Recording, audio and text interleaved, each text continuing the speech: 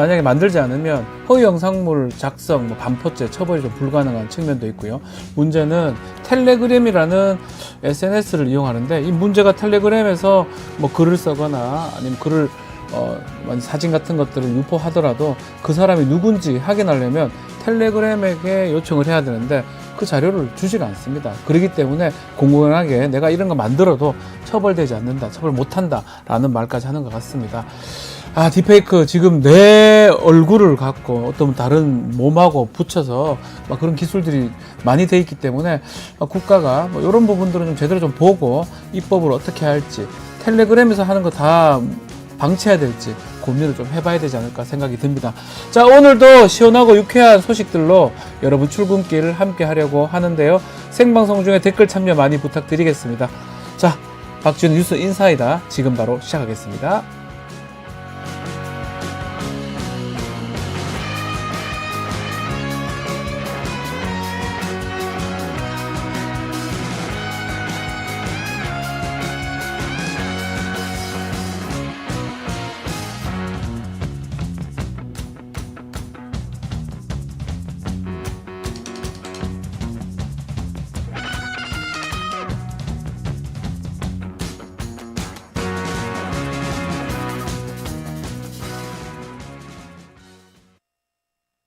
리서치 앱테크 아직 시작 안 하셨나요? 생각만 공유해도 리워드가 쌓이는 서치통, 지금 시작해보세요. 원아이디 로그인 후 패널 가입 시 약 3,000원 상당의 리워드 적립. 리서치에 참여하실 때마다 현금처럼 사용 가능한 PTR 적립. 내가 초대한 친구가 패널 가입을 할 때도 리워드 적립. 지금 바로 서치통에서 우리 지역, 우리나라의 사건, 사고들에 대한 리서치에 참여해주세요. 지난 22일이죠. 검찰은 김건희 여사 명품백 의혹, 수수 의혹 관련해서 혐의 없음 결론을 내렸습니다. 자, 4일 뒤인 26일 이원석 검찰총장이 이 사건 수사심의위원회에 회부를 했었는데요. 이 명품백 사건 관련해서 가장 관계가 깊은 분하고 좀 말씀 좀 나눠보겠습니다. 최재형 목사님 스튜디오에 직접 나와주셨습니다. 안녕하십니까? 네, 반갑습니다. 네. 결론이 이제 무혐의로 났습니다. 이 검찰의 결론, 목사님께서는 어떻게 보셨습니까? 왜냐하면 당사자잖아요. 무혐의 받은 게 어쩌면 좋을 수도 있고, 본인도 무혐의 될 수 있는 거니까. 네. 네. 어떻게 보셨습니까? 대한민국의 국가 청렴도가 굉장히 높다고 생각을 하고 있었습니다. 예.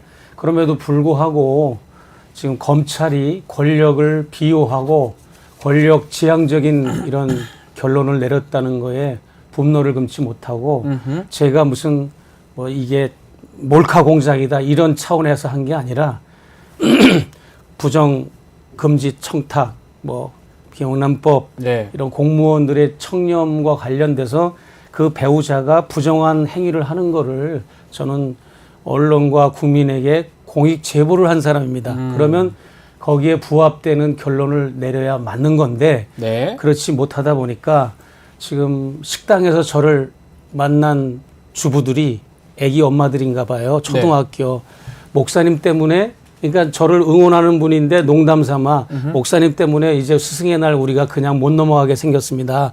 스승의 날 선물 줘야 되는 상황이 됐고 이게 뭡니까 이러면서 막 분개하는 거를 내가 듣고 예.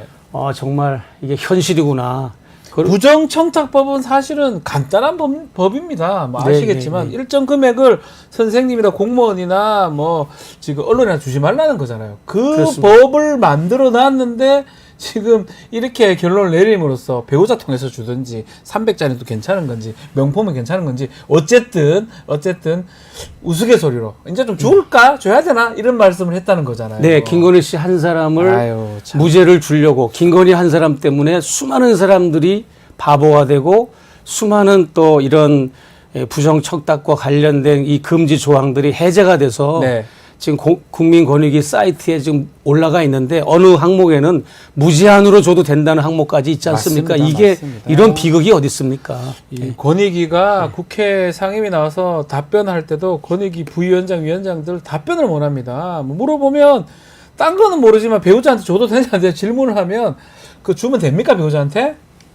공무원표 주면 되면 목사님 어떻습니까? 안 되는 거죠. 초등학교 1학년도 알아요. 네. 알잖아요. 받으면 안 되지요. 당연히 받으면 안 되지요. 아니 뭐 처벌 부분은 이제 아직 제가 말하긴 그렇지만 안 그러니까 되는 이제 거잖아요, 사실은. 저는 윤 대통령이 KBS 그 좌담회인가 거기 나가 예. 신년 좌담회 나가서 박절하지 박절하지 못해서 못해서. 받았다는 말 그 자체가 인정한 거기 때문에 그 자체로 끝난 겁니다. 이거는 이미 받으면 안 되는 대통령도 처벌을 받아야 되는 부분이고 네. 배우자 역시 마찬가지입니다. 지금 수사심의 요청을 목사님께서도 하셨습니다. 이 관계자이기 때문에. 근데 이 대검에 접수하는 과정 예. 순탄치 않았다고 하는데 당시 상황도 좀 설명 좀 해주십시오. 네, 제가 기자회견을 하고 예. 거기에는 뭐 송영일 대표를 비롯해서 민주당 의원들도 또 많은 시민단체 대표들도 참여를 해서 네. 서울의 소리 대표 이렇게 기자회견을 하고 그 접수를 하려고 대검 정문에 입장을 하는데 입장하는 저희들을 차단하는 겁니다. 경위들이 차단. 달려 들어가지고 예, 정문을 다 닫아버린 겁니다. 그래서 제가 간신히 이렇게 개구멍을 뚫고 들어가듯이 간신히 들어가서 항의하고 이렇게 했는데 그러니까 결론은 뭐냐면 이원석 검찰총장이 근무하는 청사가 대검 청사 아닙니까? 그렇죠. 거기 들어가는 거를 출입 금지를 시켰다는 거는 최재형 목사가 수사심의 요청한 거를 반기지 않는다는 겁니다. 아하, 반기지 그렇게 않는 거, 읽혀진다. 반기지 예. 않는 거와 동시에 정권한테 아부하는 겁니다. 아. 우리가 이렇게 했어. 김건희 씨 측에 용산 측에 이렇게 이원석 씨가 아부하는 거죠. 그 목사님 접수한 그 수사심의 요청 거부가 된 겁니까? 어떻게 된 겁니까? 네, 반응이 없는 거죠. 아, 반응이 없다. 반응이 김건희 여사에 대한 수사심의만 직권으로 아하. 총장의 직권으로 한 거고 저에 대한 거는 아예 그냥 연락도 없고 반응이 없습니다. 네. 그러면 지금 말씀대로 이원석 검찰총장 본인이 직권으로 김건희 여사에 대한 수사심의에는 이제 여는 걸로 했는데 뭐 목사님이 제기한 수사심의는 빼고 올렸어요. 이 속내는 뭐라고 봐야 됩니까? 이렇게 결정한 속내.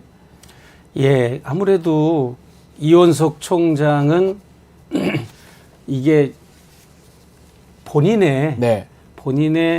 그 고난 밖의 일이라는 거를 본인이 더 잘 알고 있는 거죠. 그래서 아. 그저께인가요? 26일 날 출근길에 기자들과의 그 문답을 네. 들어보면 상당히 비겁했습니다. 아하, 뭐라고 비겁하다고요? 여러 얘기를 한 과정에서 네. 이 수사심의위원회는 제가 관여할 수가 없습니다라고 굉장히 비겁한 발언을 했는데 네. 이거는 뭐냐면 주체적인 발언을 안 하고 정치평론가 같은 발언을 한 거 아닙니까? 본인 이 말은 뭐냐면 본인의 의지와 상관없이 이 사건이 흘러가고 있다는 것을 암시하는 거고 아하. 머지않아 특검이 이제 작동되면 네. 본인이 빠져나갈 구멍을 찾기 위해서 미리 아르바이 형식으로 그냥 이거를 소집한 거에 불과한 겁니다. 이 사람이 진정성이 있어서 한 게 아닙니다. 아하, 그러면 네. 검찰총장 사실은 예. 기자 뭐 출근길이라든지 기자 문답 과정에서 본인의 뜻을 이제 계속 보여줬어. 어떨 때는 침묵으로 딱 보여주기도 하고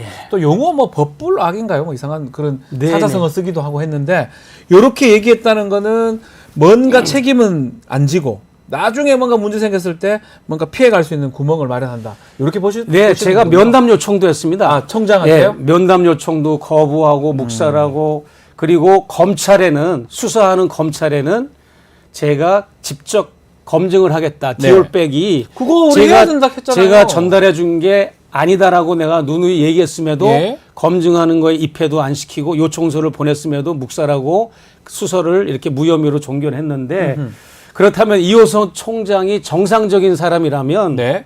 예? 본인이 총장이니까 이 수사에 디올백 수사에 문제가 있다고 생각하면 판단되면 재수사를 명령할 수도 있고 그렇죠. 총장 직권으로 총장이니까. 본인이 딱 봤을 때 기소해라고 기소를 명령할 수도 있는 게 현직 총장입니다. 가능합니다. 그럼에도 불구하고 온갖 유식한 척하면서 사자성어는 다 쓰고 뭐 법 위에 한 사람이라도 서 있으면 그 나라는 그 순간 망하는 거다라고 이런 말까지도 했으면서 네. 법 위에 지금 김건희 씨를 올려놓고 있지 않습니까? 그렇기 때문에 이원석 씨는 정말 총장으로서의 직무를 유기하고 지금 뭐 서울중앙지검장 이창수라든지 또 김승호 부장 판사 담당 부장 판사라 부장 검사라든지 또 이원석 총장은 역사에 이대로 가면 역사의 심판을 면치 못할 거다 저는 이렇게 생각합니다. 지금 그 말씀이 왜 그러냐면 네. 검찰총장이 법위에 아무도 없다, 누구도 평등해야 네. 된다라고 하면서 이 디올백 관련된 수사팀을 지시했고 꾸렸습니다. 그래서 꾸렸으면 예전 예 같으면 그렇게 그만큼 꾸렸으면 어떤 결론을 내야 되는데 조사를 하는 과정에서도 검찰이 직접 가서 조사를 받았다 해야 되나요? 본인들이 예. 불려가 조사를 받는 모습부터 등등 지금 말했던 디올백 지금 제공자가 그게 맞는지 확인하겠다고 하는데 그것도 못 보여주겠다. 네. 진짜인지 알 수 있다는 거잖아요. 그것도 안 해주고. 근데 가짜니까 못 보여주는 겁니다. 그러니까요. 가짜니까. 그것도 가짜니까 문제인 거예요, 가짜도. 증거인멸을 하기 위해서 경매 처분을 해서 현금으로 국고에 귀속시킨다는 말까지 나왔잖아요. 그러니까요. 어떻게 국가기록물에서 갑자기 범죄 물품이 됩니까? 국고에 현금으로 귀속한다는 거는 범죄 물품에만 해당되는 거거든요. 맞습니다. 갑자기 그러니까 말이 이 수사한 팀들도 말이 앞뒤가 안 맞고 이원석 총장도 말이 앞뒤가 안 맞습니다. 이 사건은 다른 범죄 혐의에 대해서 충분히 검토해 보라고 지시했다고 말했다가 또 수사팀이 법리 공토를 충분히 했고 사실관계를 충분히 한 것으로 알고 있다라고 하면서 말이 앞뒤가 안 맞는 말을 또 막 쏟아내고요. 그렇죠. 그렇기 때문에 이원석 총장이 마지막 본인에게 있어서는 마지막 카드고 마지막 본인의 명예를 회복하는 길이 바로 이 투명하게 수사심의위원회를 진정성 있게 집행하는 거다. 자, 그렇다면 그 수사심의의 결론 어떤 예상을 합니까? 저는요, 그냥 명확하게 네. 좀 부정적으로 보고 있습니다. 아. 왜냐하면 그 150명에서 300명의 그 수사심의위원회가 확보되어 있는데 네. 그 중에서 제비뽑기식으로 막 이렇게 돌리는 거더만요. 네. 돌려서 15명을 뽑는 뽑는 겁니다. 거예요. 뽑는 건데 네. 그 일을 누가 주관하는 줄 아십니까?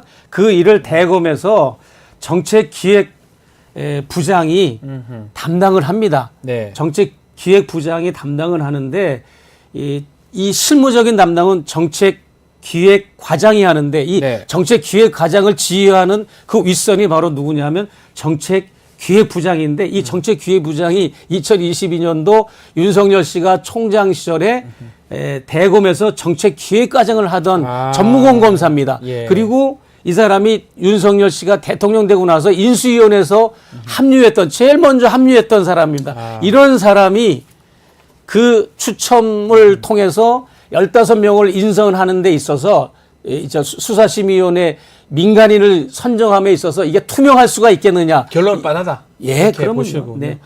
만약에 기소 의견으로 나오면 이게 건고조 효력이니까 이원석 총장이 따를 수는 있을까요? 저는 그것도 저는 이원석 총장이 따르지 않는다고 봅니다. 예. 자기 살 길, 네. 자기가 이제 총장 옷을 벗고 이제 앞으로 어떤 일을 하든지 네. 자기의 이제 비단길을 먼저 생각하고 안위를 생각하는 사람이지 만약에 이 현재 윤석열 정권 김건희 씨 이 디올백 사건과 투쟁하겠다.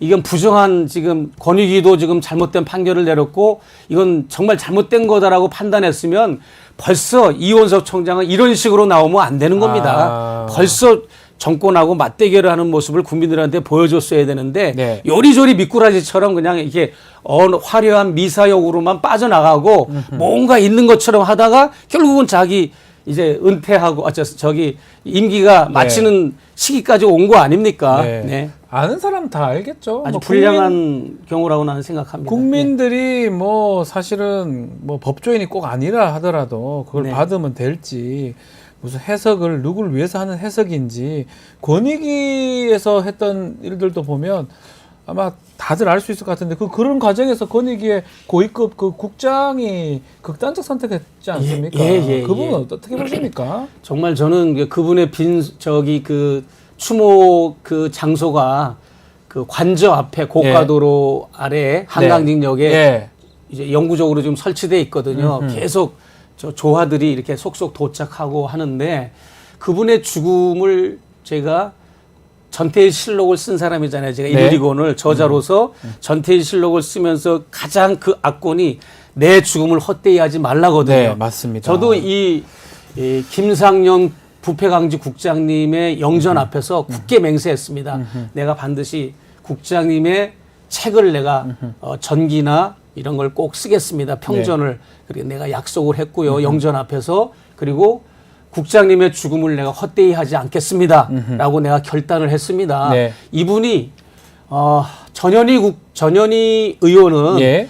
그 권익위 위원장이었잖아요. 장관급. 그렇죠. 그 장관급의 권익위원장도 임기가 많이 남았는데 사퇴하라고 사방팔방에서 압력을 가하고 제재를 가하고 네. 압박을 했지 않습니까? 네. 그런데 이 국장은 얼마나 사방팔방에서 압박을 받고 압력을 받았겠습니까? 그러니까요. 심지어는 엊그제 청문회에서 때 드러났지 않습니까? 돌아가시기 하루 전날 인사 얘기가 나왔다면서요? 인사 얘기도 나오고 얼마나 그분이 누군가에게는 이 디올백 사건이 죽음으로 뿐이 항변할 수 없는 사건이거든요. 네. 또 다른 죽음이 기다릴 수도 있는 겁니다. 그렇죠. 그래서 이 김상영 국장의 죽음은 이 모든 공무원들이 본을 받아서 네. 지금이라도 이분의 양심과 정직을 본받아서 내부 고발자가 좀 생기고 네. 예, 내부 제보자들이 좀 생겨서 지금 이 부정부패한 정권을 심판하는 데 도움이 됐으면 참 좋겠습니다. 네. 목사님 개인적 이야기를 좀 해보겠습니다. 네네. 국민의힘에서 네. 사기 탄핵 공작 TF팀 만들었는데 예. 목사님 그 학력, 신분, 목사라는 신분 의문을 제기하기도 하고 친북 활동가다 이렇게 규정을 하고 있는데 좀 웃고 계시는데 어떻게 생각하고 계십니까? 이 사기 탄핵 공작 TF팀이 활동을 왕성하게 했으면 좋겠습니다. 아, 왜냐하면 차라리, 예. 이게 왕성하게 하면 할수록 이 제보자 박 씨라고 하는 사람이 얼마나 거짓말장이고 이 사람이야말로 이제 사기 탄핵을 자기가 주도해가지고 저희 서울의 소리에 저와 서울의 소리에 찾아온 사람이거든요. 아. 근데 저희가 검증하고 이거는 보도가 될 수 없는 사안이라 해서 저희가 보도를 안 하고 취소를 했는데 거기에 돈을 요구한 겁니다. 이 사람이. 돈을요? 예, 돈을 요구한 텔레그램 이 캡처도 엄청 많이 있습니다. 아이고야. 하나가 아니고. 처벌되는데, 그러면? 예, 이 사람은 방송을 하든지 돈을 요구를 한 겁니다. 거액을. 그래서 저희가 이제 내쳐버렸는데 이 사람이 앙심을 품고 이제 극우 매체와 국힘당을 찾아간 겁니다. 국민의힘에 간 거군요. 예, 국힘당을 찾아가서 아. 거꾸로 얘기를 한 겁니다. 우리가 예. 뭘 모의했다고. 예. 예, 본인이 우리한테 제보했던 것도 저희가 다 확보를 하고 증거를 있고, 다 갖고 있다. 갖고 있고 예. 방송에도 이미 서울의 소리에서 했어요. 이 사람이 뭐 윤석열, 김건희 부부가 평창동 천공의 안가에 모여서 천공과 신경애 씨 이 네 명이 모여서 중국의 건륜 황제 옥새를 품에 안고 그 건륜 황제의 길을 받고 손바닥 임금왕자를 쓴 것도 이 제보자 사기꾼 박 씨가 자기가 주도한 거다. 네. 이런 제보를 했거든요. 예. 그래서 안 했으면 보도를 안 했으면 오히려 보도를 안 한 거에 대해 고맙게 생각을 해야 되는데 그럼 우리가 보도를 해야 될 것 같습니다. 오히려 예. 커질 수 있다. 그러면 경고를 보도를 해야 될 주시네요. 것 같습니다. 그리고 예. 제가 학력과 신분에는 네. 저는 고등학교 졸업하고 지금까지 신학교를 졸업하고 예. 신학 석사학위, 박사학위 네. 예, 그런 거 다 받고 목회 활동 꾸준하게 했고요.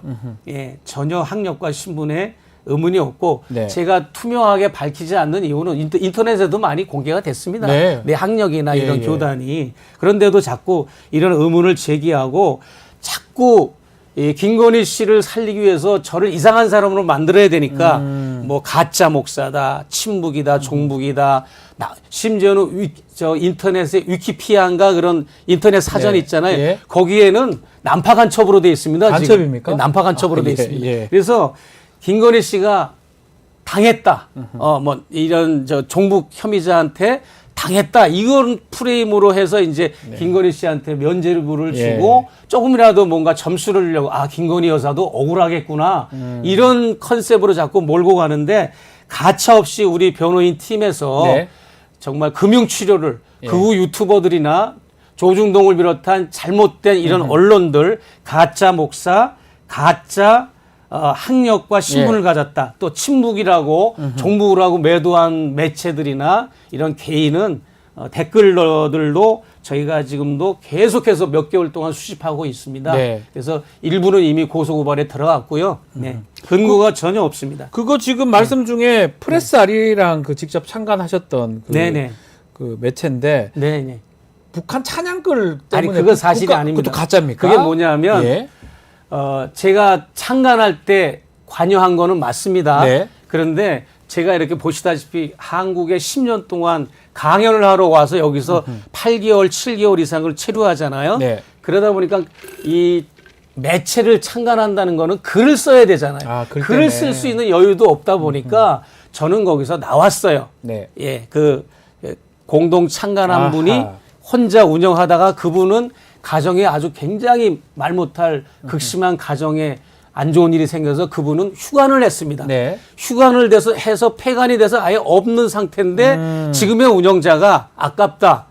자기가 운영을 하겠다 해서 그렇게 운영을 했답니다. 네. 근데 이제 이 현재 운영자는 북한 매체에 예를 들어서 노동신문이다 그러면 노동신문을 그대로 원문을 게재한 거지 아. 북을 찬양하거나 그런 아니다. 글을 쓴 게 아닙니다. 예, 예. 그럼에도 불구하고 뭔가 이제 저하고 엮어보려고 오래전에 내가 창간에 참여했다는 것만으로 그것만. 저를 이렇게 엮어보려고 노력하는데 아무리 엮어봐야 관련성 뭐가 없다는 없습니다. 거죠. 뭐 예. 내가 글을 쓴 적도 없고 창간했다 해가지고 예, 예. 지금 나오는 글까지 책임질 의무는 없다고 봐야 창간하고 될까요? 그다음에 폐간을 했습니다. 폐간해버렸기 때문에. 폐간하고 다른 사람이 이거를 네. 인수해서 운영하고 있고 그 사람도 북을 찬양하는 사람이 아니라 네. 여기 문인협회 이런 총무도 지내고 민족문학작가 총무를 오랫동안 지낸 분입니다. 네. 박학봉 씨라고.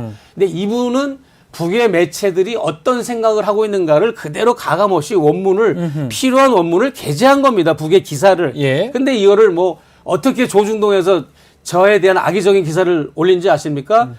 김정은의 은혜 못 잊어 최재형 창간 참여 이런 식으로 다 타이틀을 그런 뽑았어. 식으로. 예, 예. 알겠습니다. 네. 자, 이제 끝으로 김건희 여사 명품백 수수 의혹 이 사건 관련해서 목사님의 앞으로의 대응 계획도 좀 말씀을 해주시면 좋을 것 같습니다.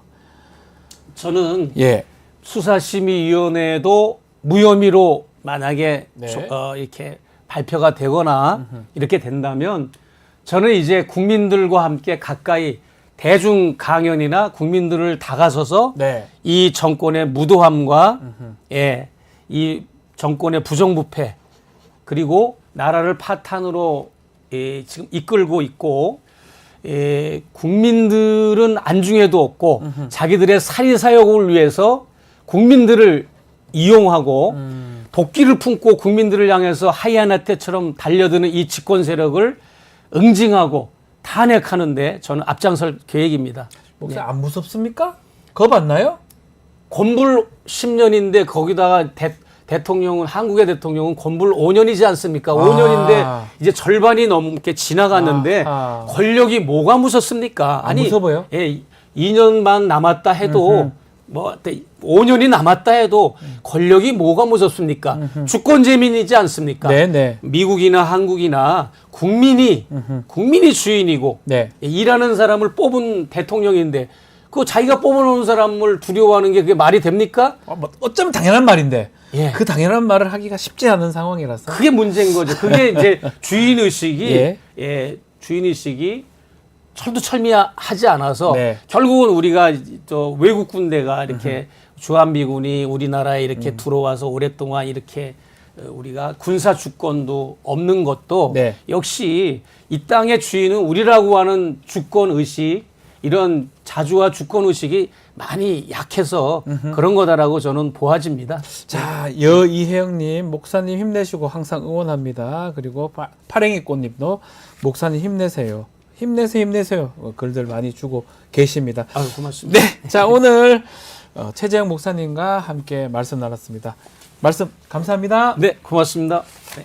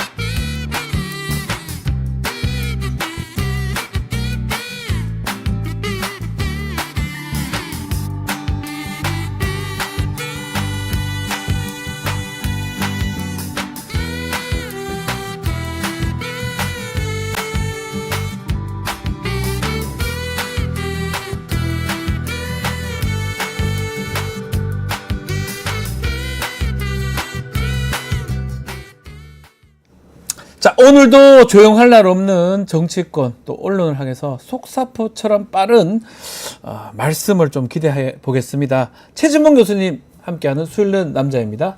안녕하십니까? 안녕하십니까? 네.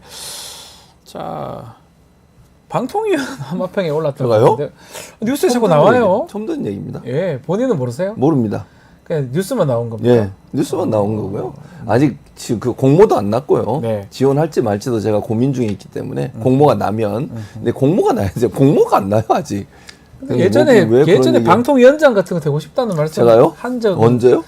얼핏 제가 들은 적은 그렇습니까? 알겠습니다. 아무튼 예. 지원할지 안 할지도 아직 결정을 결정 안 못했습니다. 났다. 그리고 예, 지금 뭐 그렇습니다. 방통위 사정이 어떻게 될지 녹록지가 몰라요. 않아서 임명도 안 합니다. 알겠습니다. 본격적인 이야기 전에 한 주간 예. 좀 관심을 갖고 바라봤던 정치 이슈 어떤 게 있을까요? 아무래도 사우나실과 드레스룸 아니겠습니까? 아, 그 얘기 좀 해주셔야 됩니다. 예, 사우나실 어제 보도되긴 했는데요. 증축을 했다고요. 예. 등기를 안 해요. 왜안 그거 하죠? 이상하잖아요. 아니 그 이상하네요. 건물을 그 허가를 받아야 되는 거 아닙니까? 용산구청에?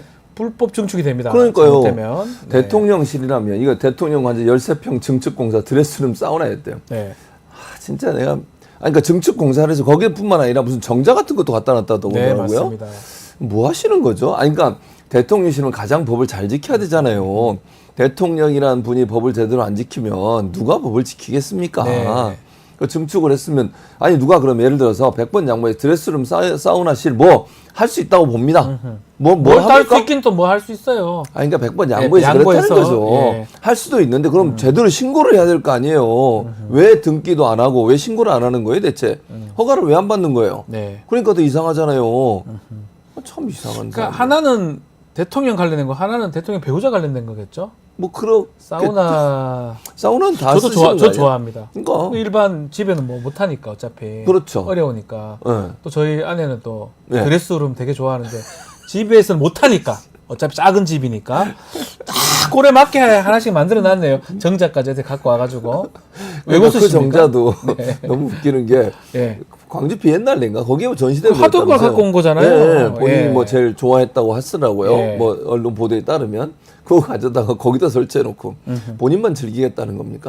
아니 뭐 해도 돼요. 절차만 지키면 돼. 왜냐하면 그러니까 그게 개인 돈이 아니잖아요. 집에 맞아요. 자기 개인 집에 사우나실을 만들든 드레스룸을 100만 개를 만들든 뭔 상관이 있습니까? 근데 저기는 공적인 건물에다 짓는 거니까 절차를 지켜서 당연하죠. 최소한의 건축법 위반 사안은 없애야 되는 게 아닙니까? 아니 그전에도 문제가 됐던 게 뭐냐면 공사 한 사람이 누구냐 가지고 논란이 많았잖아요. 기억나세요? 그러니까요. 뭐 조그만 20, 업체 잘 알려지지 않은 1g인가? 업체. 예. 이런 업체에서 하는 바람에 논란이 됐었는데 지금 보니까 그 공사마저도 증축도 제대로 법적 절차를 밟지 않은 상태에서 이건 유법적이잖아요. 불법적으로 증축을 한 거잖아요. 네. 그건 법적 처벌을 받아야 되는 거예요.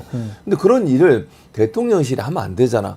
이거를 제대로 당연한 신고를 거 받고 아닙니까? 네. 신고를 하고 예. 등기도 하고 허가도 받고 이렇게 진행을 해야지. 네. 대통령실을 이렇게 앞장서서 불법을 저지르시면 국민들이 과연 법을 지키면서 만약에 뭐 지나가다가 불법적인 일 때문에 걸리면 뭐라고 얘기해요? 아니 대통령도 법 안 지키는데 나는 왜 다 지켜야 돼요? 그러죠. 이러지 않겠어요? 네. 우리도 집에 사우나실 하나 만들고 싶다 진짜로. 저 개인적으로. 네, 근데 안 되겠죠? 안 비싸겠죠? 되죠. 비싸죠. 얼마입니까? 모르지 나도 그러니까 알려달라는 거예요. 대통령실에서 그런 걸 만들면서 마음대로 하면 되나요? 알겠습니다. 자, 본격적인 좀 이야기 좀 이어가겠습니다. 법원이 방통위에서 내린 방문진은 MBC 선임할 수 있는 그 이사회입니다. 예. 방문진흥회, 방송문화진흥회 예. 이사 선임 효력 정지시켰는데 이 법원 결정 어떻게 보셨습니까? 좀 당연한 결정이라고 생각해요. 당연한 결정. 네. 왜냐하면 5명이 정원이거든요. 네. 방송통신위원회에 상임위원은 5명으로 구성되고 그 5명이 합의제 기구를 하라고 법을 만들어 놓은 거예요. 네. 그게 이제 미국의 FCC라고 연방통신위원회 룰을 거의 비슷하게 가져온 거거든요. 미국도 마찬가지거든요. 여야가 3대2 구조로. 네. 그러면 5명이 다 완성된 상태에서 합의를 통해서 방문진 이사도 선출을 하고 네. 또 임명도 하고 이래야 되는데 그 절차가 완전히 빠진 거잖아요. 2명이 됐다는 게 가장 큰 문제라고 생각해요. 이거는 법의 취지를 어긋나는 거예요. 네. 법의 취지에 맞지 않은 거예요. 입법 취지를 어긋나는 행동을 했기 때문에 이런 결정이 나올 수밖에 없고 재판부가 볼 때는 아니 일부러 방통위를 5명, 그것도 야당이 추천하는 2명의 위원을 포함시키라고 한 것은 네. 야당 의견을 들으라는 거잖아요. 의견을 들어야지만 합의제 기관으로서 의의가 있다고 본 당연하죠. 거죠. 예. 왜 차관을 4명이나 돕겠어요, 거기에. 장관 1명에 차관 4명이잖아요. 차관급 4명인데. 그러면 예. 다른 데 같은 차관 1명 내지 2명이에요. 네. 그것도 다 독임제 장관 차관이기 때문에 대통령이 일방적으로 임명하는 거예요. 근데 방통위만 일부러 방송의 공정성이 너무 중요하니까 네. 합의제 기구를 하라고 2명을 야당이 추천하도록 만들어놨는데 그걸 완전히 무시하고 지금 행동을 한 거잖아요. 네. 당연히 불법적이죠. 다른 측면도 있지만 가장 큰 거는 그 이인이 판단했던 거, 뭐 법의 취지를 몰각시키는 것이다. 입법 목적을 저해한다. 막 이렇게 봤던 걸로 생각이 드는데, 자, 이렇게 법원이 결정을 함으로써 이진숙 방통위원장 탄핵 심판 지금 다음 달부터 진행이 되거든요. 예. 영향을 미칠까요? 영향 미칠 수 있다고 보죠. 왜냐하면 방통위가 이렇게 한 것이 법적으로 문제가 있다라고 지금 가처분 신청을 판단한 재판부에서 결정을 내린 거잖아요. 네. 이게 여기 하나뿐 또 하나 더 있어요. 그 전에 나왔던 판결에도 2인 체제에 대한 문제점 지적한 판결문이 있거든요. 네. 그럼 법리적으로만 따지면 5인 체제를 기본으로 하는 방통위의 기본적인 입법 취지에 어긋난 행동을 했기 때문에 이준석 위원장도 그 일 때문에 지금 탄핵을 당한 거잖아요. 그렇죠. 그러면 헌재에서도 볼 때 법리적으로만 보는 거예요. 헌재는 뭐 정치적 판단하는 거 아니잖아요. 네. 그게 문제가 있다고 판단할 가능성이 있다. 법원이 다르지만 제가 볼 때 일관되게 2개의 재판에서 문제가 있다는 판결이 나왔기 때문에 헌재도 네. 이걸 뒤집기 어려운 상황이 될 거고 저는 면접도 하지 않았다는 점. 그러니까 85명을 1시간 반 만에 심사를 했어요. 네. 그 대단히 이례적일 뿐만 아니라 불가능한 상황이라는 그렇죠. 얘기. 두 번째는 정당 가입 여부 확인 안 했다고 제가 여기서 말씀드렸죠. 맞습니다. 그 문제도 문제가 될 수 있어요. 예. 즉 법리적으로 따져도 법의 규정과 규칙을 지키지 않은 부분이 너무 많아서 이준석 방통위원장의 탄핵도 될 가능성이 높아지고 있다고 보여집니다. 지금 방통위가 법원 결정에 항고하겠다. 그러니까 네. 2심에 다시 판단을 받고 네, 싶다라고 그렇게 하던데 얘기했죠. 어떻게 판결이 좀 바뀔 저는 가능성이 바뀔 있을까요? 가능성이 낮다고 봐요. 아하. 그러니까 지금 항고심 같은 경우에 예를 들어 이게 논란의 여지가 있는 거면 문제가 있지만 논란의 여지가 저는 없다고 보거든요. 네. 2명으로 하는 것이 최소 인원으로 회의를 열 수 있는 최소 인원을 2명으로 보고 있는 것 같은데 그렇다면 합의제 기구의 기본 원칙을 벗어나는 행동이에요. 네. 그리고 2명이 다 예를 들면 여야가 합의해서 하라고 5명의 구성 인원을 만들어 놓은 게 방통위법의 원래 취지인데 네. 대통령이 임명한 2명만 가지고서 모든 걸 처리했다.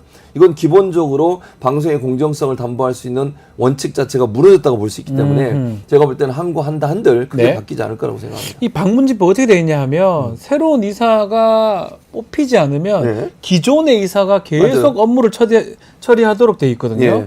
그렇게 된다면 문재인 정부 때 임명됐던 이 방문진 체제가 계속 쭉 그 임기 이후에도 유지가 되는 거잖아요. 그렇죠. 문제점 없는 겁니까? 이게 문제점이 특별히 있다고 보진 않아요. 예를 들면 그러면 이렇게 생각해 볼게요. 예. 정권이 바뀌면 당연히 바꿔야 된다. 이거 자체가 문제라고 저는 생각해요. 그럼 방송의 공정성과 독립성이 얼마나 훼손이 되겠습니까? 네. 예를 들면 방통위원들은 임기가 3년으로 보장이 돼 있어요. 마치 검찰총장 임기가 보장된 것처럼 방통위원은 정권이 바뀌어도 계속 해요. 네. 장차관들은 정권이 바뀌면 대부분 바뀌잖아요. 네. 그런데 방통위원과 방통위원장은 3년이라는 임기를 보장받습니다. 본인이 사퇴하지 않는 이상. 네. 그렇기 때문에 그 이유가 뭐겠어요? 정권이 바뀌더라도 흔들림 없이 방송의 공정성을 잘 지켜달라는 의미예요.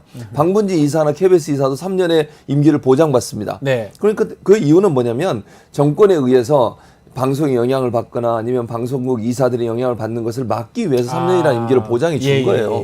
근데 지금 상황 같은 경우에는 지금 문제가 되는 게 방통위원들의 야당 추천위원이 2명이 없는 상태고 지금 5명 중 2명밖에 없는 상태이기 때문에 이 상태에서 임명한 방문진 이사들은 야당의 의견이 전혀 반영되지 않은 상태에서 임명이 된 거잖아요. 예. 그렇기 때문에 그건 효력이 정지될 수밖에 없고 나머지 인원으로 계속 가는 것은 원래 방문진법이나 방통위법 설치법에 의해서 전혀 문제가 없는 상황이라고 볼 수 있겠죠. 알겠습니다. 이 언론들의 또 반응도 궁금합니다. 이번 재판부 결정 언론들은 어떻게 바라보고 있습니까? 대체적으로 재판부의 결정을 존중하는 입장이 많아요. 경향신문 같은 경우에 법원의 2인 방통위, 예. 방통위 체제, 방송장악 제동의 사필 규정이다. 사필 규정이다. 예, 아유, 이렇게 세게 보도를 하네요. 예. 저 김태규 부위원장 아까 보셨죠? 예. 입 벌리고 저 사람 저거 보세요.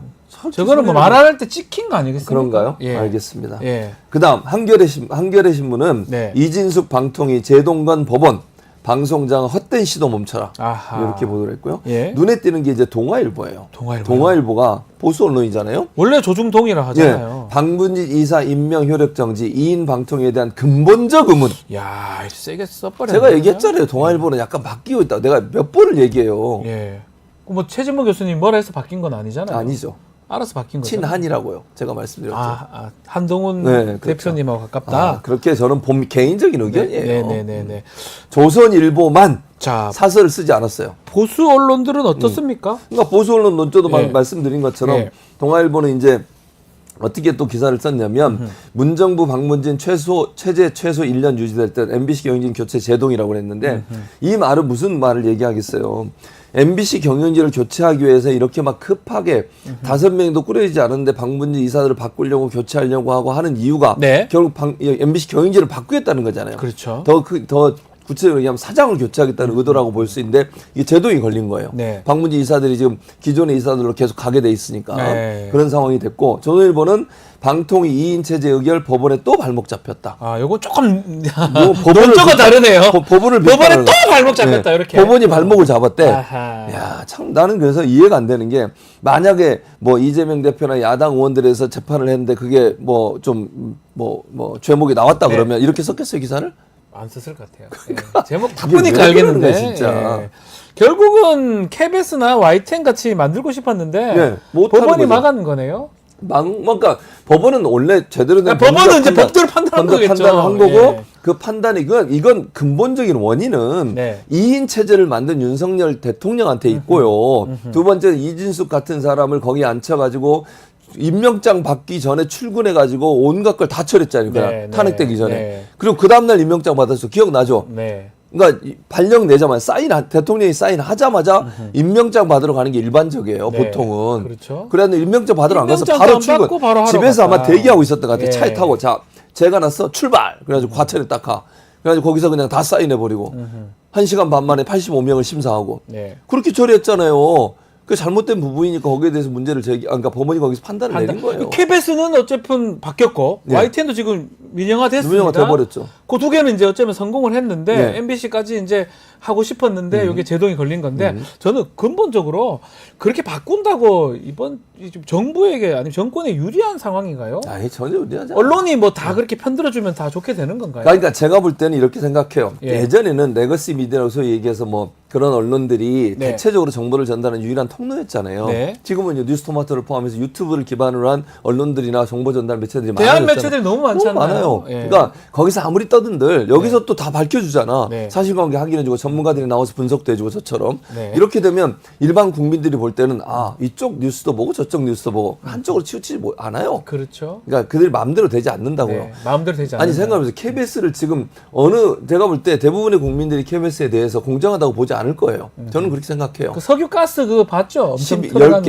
예, 10건. 예. 그게 10건을 할 겁니까 대체? 네. 그리고 대통령실에 불리한 거 뒤로 빼고 뒤로 예컨대 이런 다 태도 빼버리고, 예. 바꿔야 된다고 봅니다. 알겠습니다. 자, MBC 그 결정 좀 다뤄봤고요. 다음은 가짜뉴스 피해 상담 신고센터 얘기입니다. 가짜뉴스 센터인데 한국언론진흥재단 내에서 이 센터를 만들었었는데 개소를 하고 1년 6개월 만에, 1년 2개월 만입니다. 올해 6월 달에 문을 닫았습니다.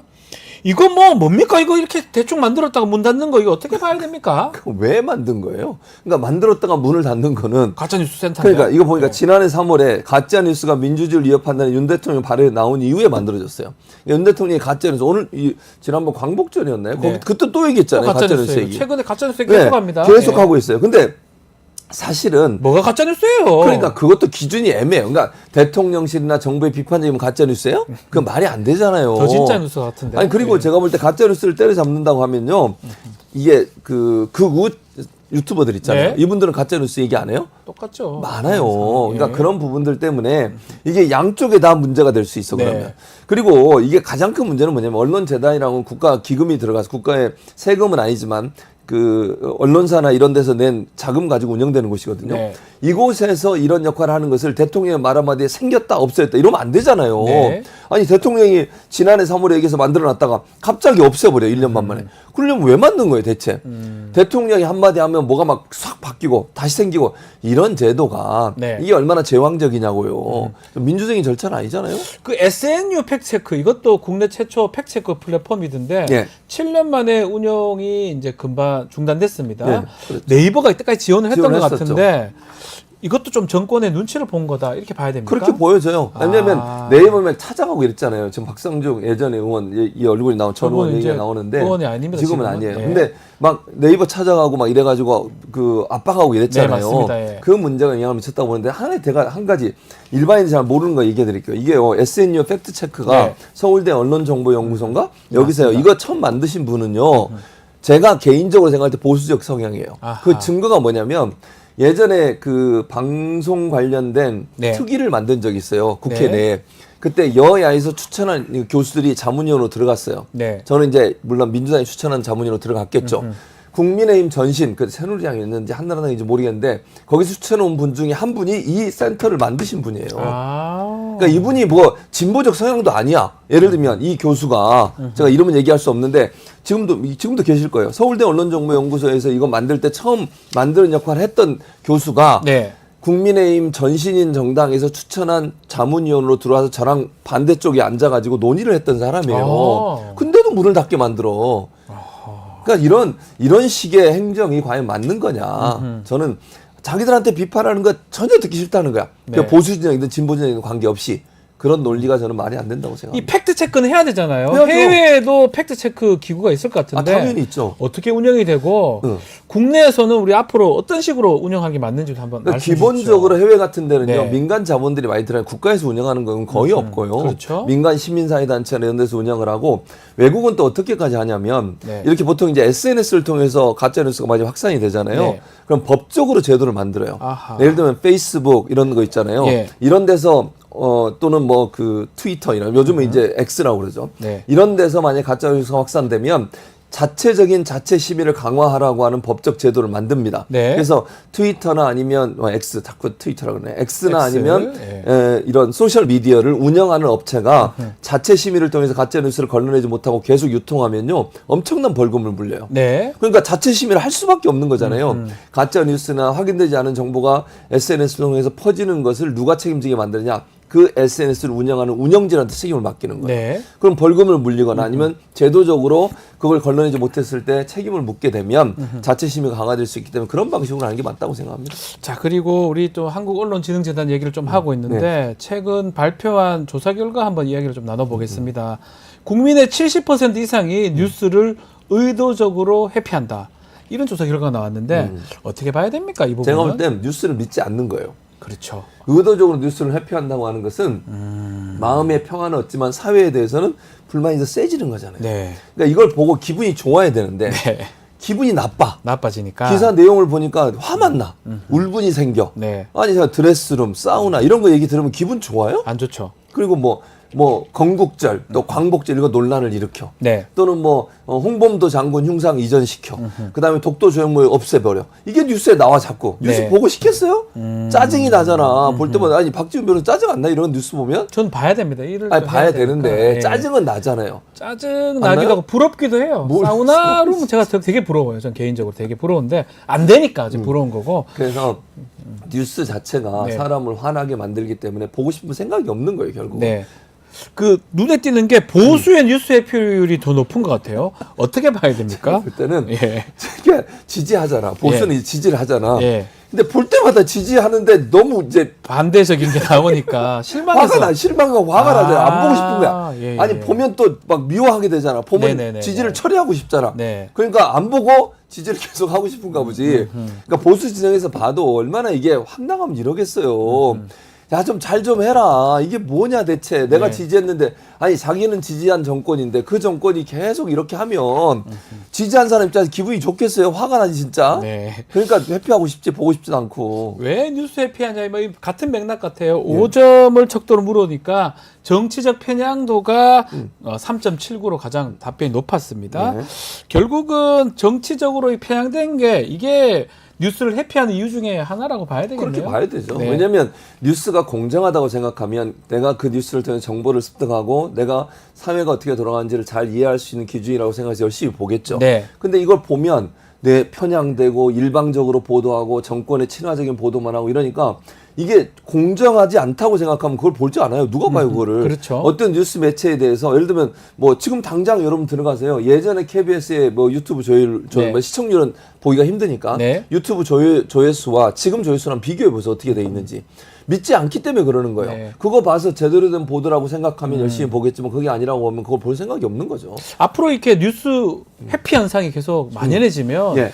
우려되는 점이 없을까요? 일단 이렇게 되면 예. 유튜브를 의지하거나 다른 정보를 찾으려고 노력을 할 거예요. 유튜브 같은 걸 볼 것이죠. 많이 대한 매체. 보죠. 대한 매체를 예. 보죠. 근데 문제는 뭐냐면 대한 매체 중에 제대로 전달하는 뭐 뉴스토마토처럼 이런 매체는 문제가 없지만 여기는 제대로 전달하고 있습니다. 그렇죠. 근데 예. 문제는 뭐냐면 이게 아까 말씀드린 것처럼 극단적으로 특정 정파를 지지하는 그런 논리만 전달하는 그런 유튜브 매체들 같은 경우는 큰 문제가 발생할 예, 수 있죠. 예, 그것만 계속 뽑으세요. 예. 만약에 뭐 특정 매체를 제가 얘기할 수 없는데 어쨌든 예. 극우적 성향의 매체만 계속 봐봐 하루 종일 그 사람 생각은 어떻게 되겠어요? 이상할 극우적 것 성향이 같아요. 돼버려요. 예. 이제 그런 위험성이 있어요. 유튜브가 갖고 있는 특성상 중립성과 객관성을 확보해서 여기처럼 뭐 진보 보수도 나와서 얘기도 하고 이러면 네. 문제가 없지만 일방적으로 한쪽 의견만 전달하고 한쪽의 견해만 전달하는 그런 매체가 많아지면 국민들의 올바른 정보 습득이나 판단에 위험성이 초래할 수 있죠. 알겠습니다. 자, 오늘 말씀은 여기까지 듣도록 하겠습니다. 최진봉 교수와 함께했습니다. 감사합니다. 감사합니다.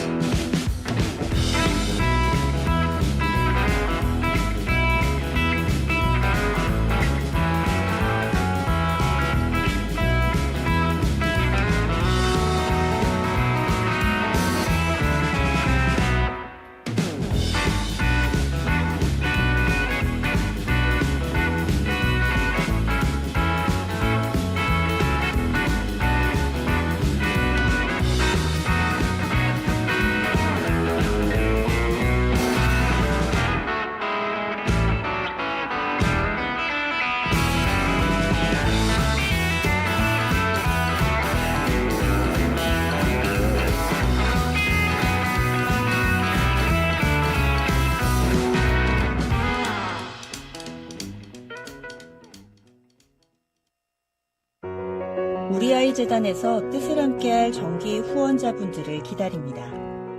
우리 아이 재단은 한반도 어린이를 위한 재단입니다. 배고픈 어린이들에게 영양 가득한 국수를 보내고 영유아 자폐 조기 검사 지원, 베이비박스의 이유식 정기 배달, 중증장애 및 취약 아동들을 지원하고 있습니다. 따뜻한 손길을 이어주는 분들께 우리 아이 팔찌와 감사 선물을 드립니다. 지속적인 지원을 통해 더 많은 어린이들에게 도움을 줄 수 있도록 정기 후원자가 되어주세요. 후원 문의 02-2128-3344, 2128-3344.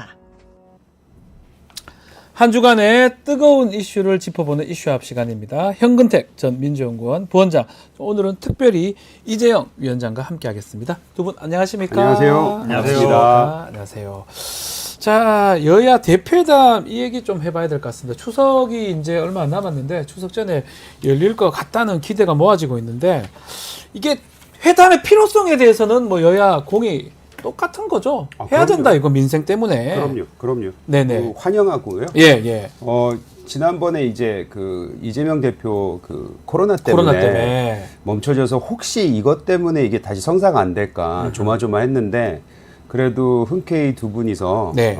양당 간 합의가 돼서 열릴 것 같아서 천만다행이라고 생각하고 네. 당연히 추석 전에 해야죠. 예, 하려면 추석 전에 예, 해야 하려면 된다. 추석 전에 해야죠. 회담 형식에서 이제 뭐 정리가 어느 정도 됐는데 이제 의제가 남았어요. 조금 이견이 있는 것 같아요. 이견을 다 좁힐 수 있을까요? 뭐 필요성 뭐 같이 저도 말씀해 주십시오. 사실은 예. 이번 주 일요일이 아마 거의 데드라인인 것 같아요. 네. 왜냐하면 다음 주부터는 이제 정기국회 뭐 개회하고 그렇죠. 이러면은 사실은 여야가 회담이 집중을 못 받아요. 국회 개원 연설하죠, 대통령도 왔다 갔다 하죠. 뭐 이러면 사실 이번 주가 데드라인으로 보는데 이 회담 의제가 사실은 조금 민주당 입장에서는 좀 뚜렷하게 내세우는데 네. 국민의힘에서는 약간 두리뭉실해요. 네. 민주당은 예를 들어서 최상병 특검법 하자, 그다음에 25만 원 지원법 하자, 지구당 부활하자, 구체적이거든요. 딱 근데 세 개 얘기하잖아요. 그렇죠. 네. 국민의힘에서는 정쟁 중단하자, 네. 특권 뭐 정치 개혁하자, 민생 회복하자. 네. 애매모호해요. 그러니까 예를 들어서 정쟁 중단하면 예를 들어서 어떤 법에 대해서는 뭐 하지 말자라든지, 뭐 아니면 거부권 행사하지 말자든지. 네. 뭐 특권 폐지하자 그러면 예를 들어서 불체포 특권을 뭐 포기하자든지. 근데 이건 또 헌법에 나온 거잖아요. 네. 그다음 민생 회복하자 그런지. 그럼 뭐 저소득층에 대해서 아니면 뭐 25만 원 지원에 대해서 선별적으로 뭐 70% 하자든지. 그러니까 원래 의제라는 거는 항상 디테일해야 돼요. 네. 애매모호하게 뭐 민생 회복, 정치 개혁, 그다음에 뭐 정쟁 중단 이렇게 얘기하면 진전이 안 돼요. 아하. 그래서 제가 보기에는 그 아마 박정아 비서실장이 하는 것 같은데 조금 더 구체적으로 얘기해야 아마 될 것 같고 저는 이번 주 말 일요일 정도 했으면 딱 좋을 것 같아요. 시기는 딱 일요일 정도 되고 또 포함되는 게 좀 더 다시 얘기를 해야 되겠지만 의료 관련돼서 대란 부분 이것도 오늘 보도 보니까 아침에 두 대표가 아니면 좀 합의를 좀 볼 수 있을 것 같다 의제로 또 당연히 또 어쩌면 해야 될 부분이기도 하고요. 네. 그 의제를 디테일하게 얘기 안 하셨다고 했는데 사실 금투세 폐지. 금투세 있죠. 네, 금투세. 그거는 저희가 아주 강력하게 처음부터 얘기를 했던 네. 부분이고요. 지금 의료 대란, 의료 대란. 이 부분에 대해서도 지금 협의가 되고 있는 걸로 알고 있습니다. 그렇기 네. 때문에 뭐 디테일 이렇게 뭐 의제를 명확하게 내놓는 거 당연히 해야 되지만 이게 지금 의견 조율이 돼가고 있는 상황이기 때문에 네. 정치라는 게 그렇지 않습니까? 저희 같은 경우에는 이제 의제하고 방식에 대해서 논의를 했다가 네. 방식에 대해서 공개 TV 토론을 하자 그래서 그것도 저희가 이제 한 발 뺐어요. 네. 그런 식으로 해서 이제 두 분이서 만나서 어떻게 논의를 하는 거에 대해서는 협상이라는 것이 있기 때문에 저는 그렇게 다가가는 그 모습 자체가 네. 예전에 여야가 보여주지 못했던 모습이 아닐까라는 생각이 들어서 저는 전반적인 흐름을 보면은 뭐 두루뭉실하다고 말씀하셨지만 일단 만나서 얘기를 하고 또 그 안에서 또 다른 의제가 나올 그렇죠. 수 있는 거 아니겠어요? 예. 일단 만나고 허심탄회하게 얘기하자. 그 국민이 원하는 거 아니겠습니까? 이루어질 그래서, 것이다. 예, 그래서 저는 그 부분에 대해서는 그렇게 걱정 안 하고 있어요. 이재명 대표가 원래 코로나가 아니었으면 지난 주말에 일요일 날 가능했을 것 같은데 코로나 때문에 이제 입원했고 퇴원을 어제 했습니다. 바로 당무 복귀했는데 이 복귀 메시지, 첫 메시지 어떤 내용이 좀 담길 수 있을까요? 뭐 오늘일 것 같은데요. 일단은 뭐 지금 아시겠지만 이제 여야가 이제 22대 국회가 지금 시작됐지만 네. 되는 게 하나도 없거든요. 네. 결국은 핵심적인 건 이제 윤석열 대통령의 거부권 문제인데 국회라는 건 결국은 입법을 통해서 뭔가 민생을 해결하는 문제입니다. 네. 이제 거기에 집중할 것 같고요. 말씀하신 것처럼 뭐 협상 여지는 있다고 봅니다. 네. 공투세 같은 경우는 이게 법 사안이거든요. 그러다 보니까 뭐 2000년에 만들고 그다음에 2023년에 유예하고 다시 유예할 거냐 말 거냐인데 네. 저는 개인적으로는 아마 유예 쪽으로 방향이 잡을 가능성이 있다고 아. 봐요. 그러니까 이재명 대표도 뭐 5천만 원 1억을 올리자는 거였고 이거를 뭐 완전히 폐지하자는 게 이제 국민의힘 당론이고 민주당 네. 입장에서는 진성준 정책위장은 그대로 하자는 거고 네. 이재명 대표는 좀 늘리자는 거기 때문에 그렇죠. 협상 여지는 충분히 있다고 보는데 근데 이제 의대 정원 문제는 사실은 이게 여야가 합의한다고 뭐가 되지가 않는 사안이에요. 이게 그렇습니까? 법 사안이 아니거든요. 그러니까 대통령실 입장 물론 법 뭐 좋아하시는 분들이긴 하지만 물론 이게 모든 게 법으로 되는 건 아닌데 네. 여야가 합의한다고 해서 뭔가 예를 들어 대통령실이 안 받았을 경우에 법으로 예를 들어서 이걸 유예하자든지 이렇게 할 수가 없어요. 아하. 유일하게 할 수 있는 게 예산이거든요. 근데 예산 가지고도 또 정원 문제 해결이 안 돼요. 핵심적인 게 정원 문제잖아요. 그러다 보니까 이 부분은 사실은 여야 협의를 해서 뭔가 해결할 수 있는 물론 여당하고 대통령실 관계가 좋다 그러면 네. 여야 합의했습니다. 이대로 가겠습니다. 그럼 대통령실 받아주면 좋은데 네. 지금 이제 그런 모양이 안 되고 있잖아요. 그러니까 요거는 제가 보기에 좀 난망하다. 여야 대표 회담에서 합의를 해도 해결책이 좀 나오기 쉽지 않은 상황인 것 같아요. 어떻습니까? 이 법사안은 아닙니다. 말씀대로 뭐가 법으로 하면 여야 정당이 만나서 대표가 만나서 한다는 건 입법부 관련된 부분이라고 보면 결국은 의료 대란 뭐 의제로 삼아서 얘기하는 것까지는 되겠지만 뭔가 해법을 찾을 수 있는가에 대해서는 사실은 이런 걱정들이 있는 것 같거든요. 근데 모든 걸 법대로 하지 말라고 해서 정치가 있는 거잖아요. 예. 네, 그리고 여야 대표가 만나서 이런 거에 대해서 논의를 하다 보면 네. 그 자체가 이제 정부에 대한 압박으로도 될 수도 있는 것이고 아하. 저는 압박이란 꼭 나쁜 것만이라고 생각하지는 않아요. 그리고 법으로 해결할 수는 없다고는 하시지만 예를 들어서 의료 증원 네. 관련해서도 지금 뭐 한동훈 대표 같은 경우는 26년권 유예하는 게 어떠냐 그렇죠. 그렇게 얘기를 얘기를 했잖아요. 했죠. 그런 부분에 대해서 일단 청와대는다. 용산하고는 약간 용산에, 부딪히는 예. 모습이 보여서 안타깝긴 하지만 예. 근데 그 일련의 흐름을 보면은 협상의 여지가 남아있는 건 아닐까라는 생각이 드는 게 정부 같은 경우에도 4월에 그런 얘기하지 않았습니까?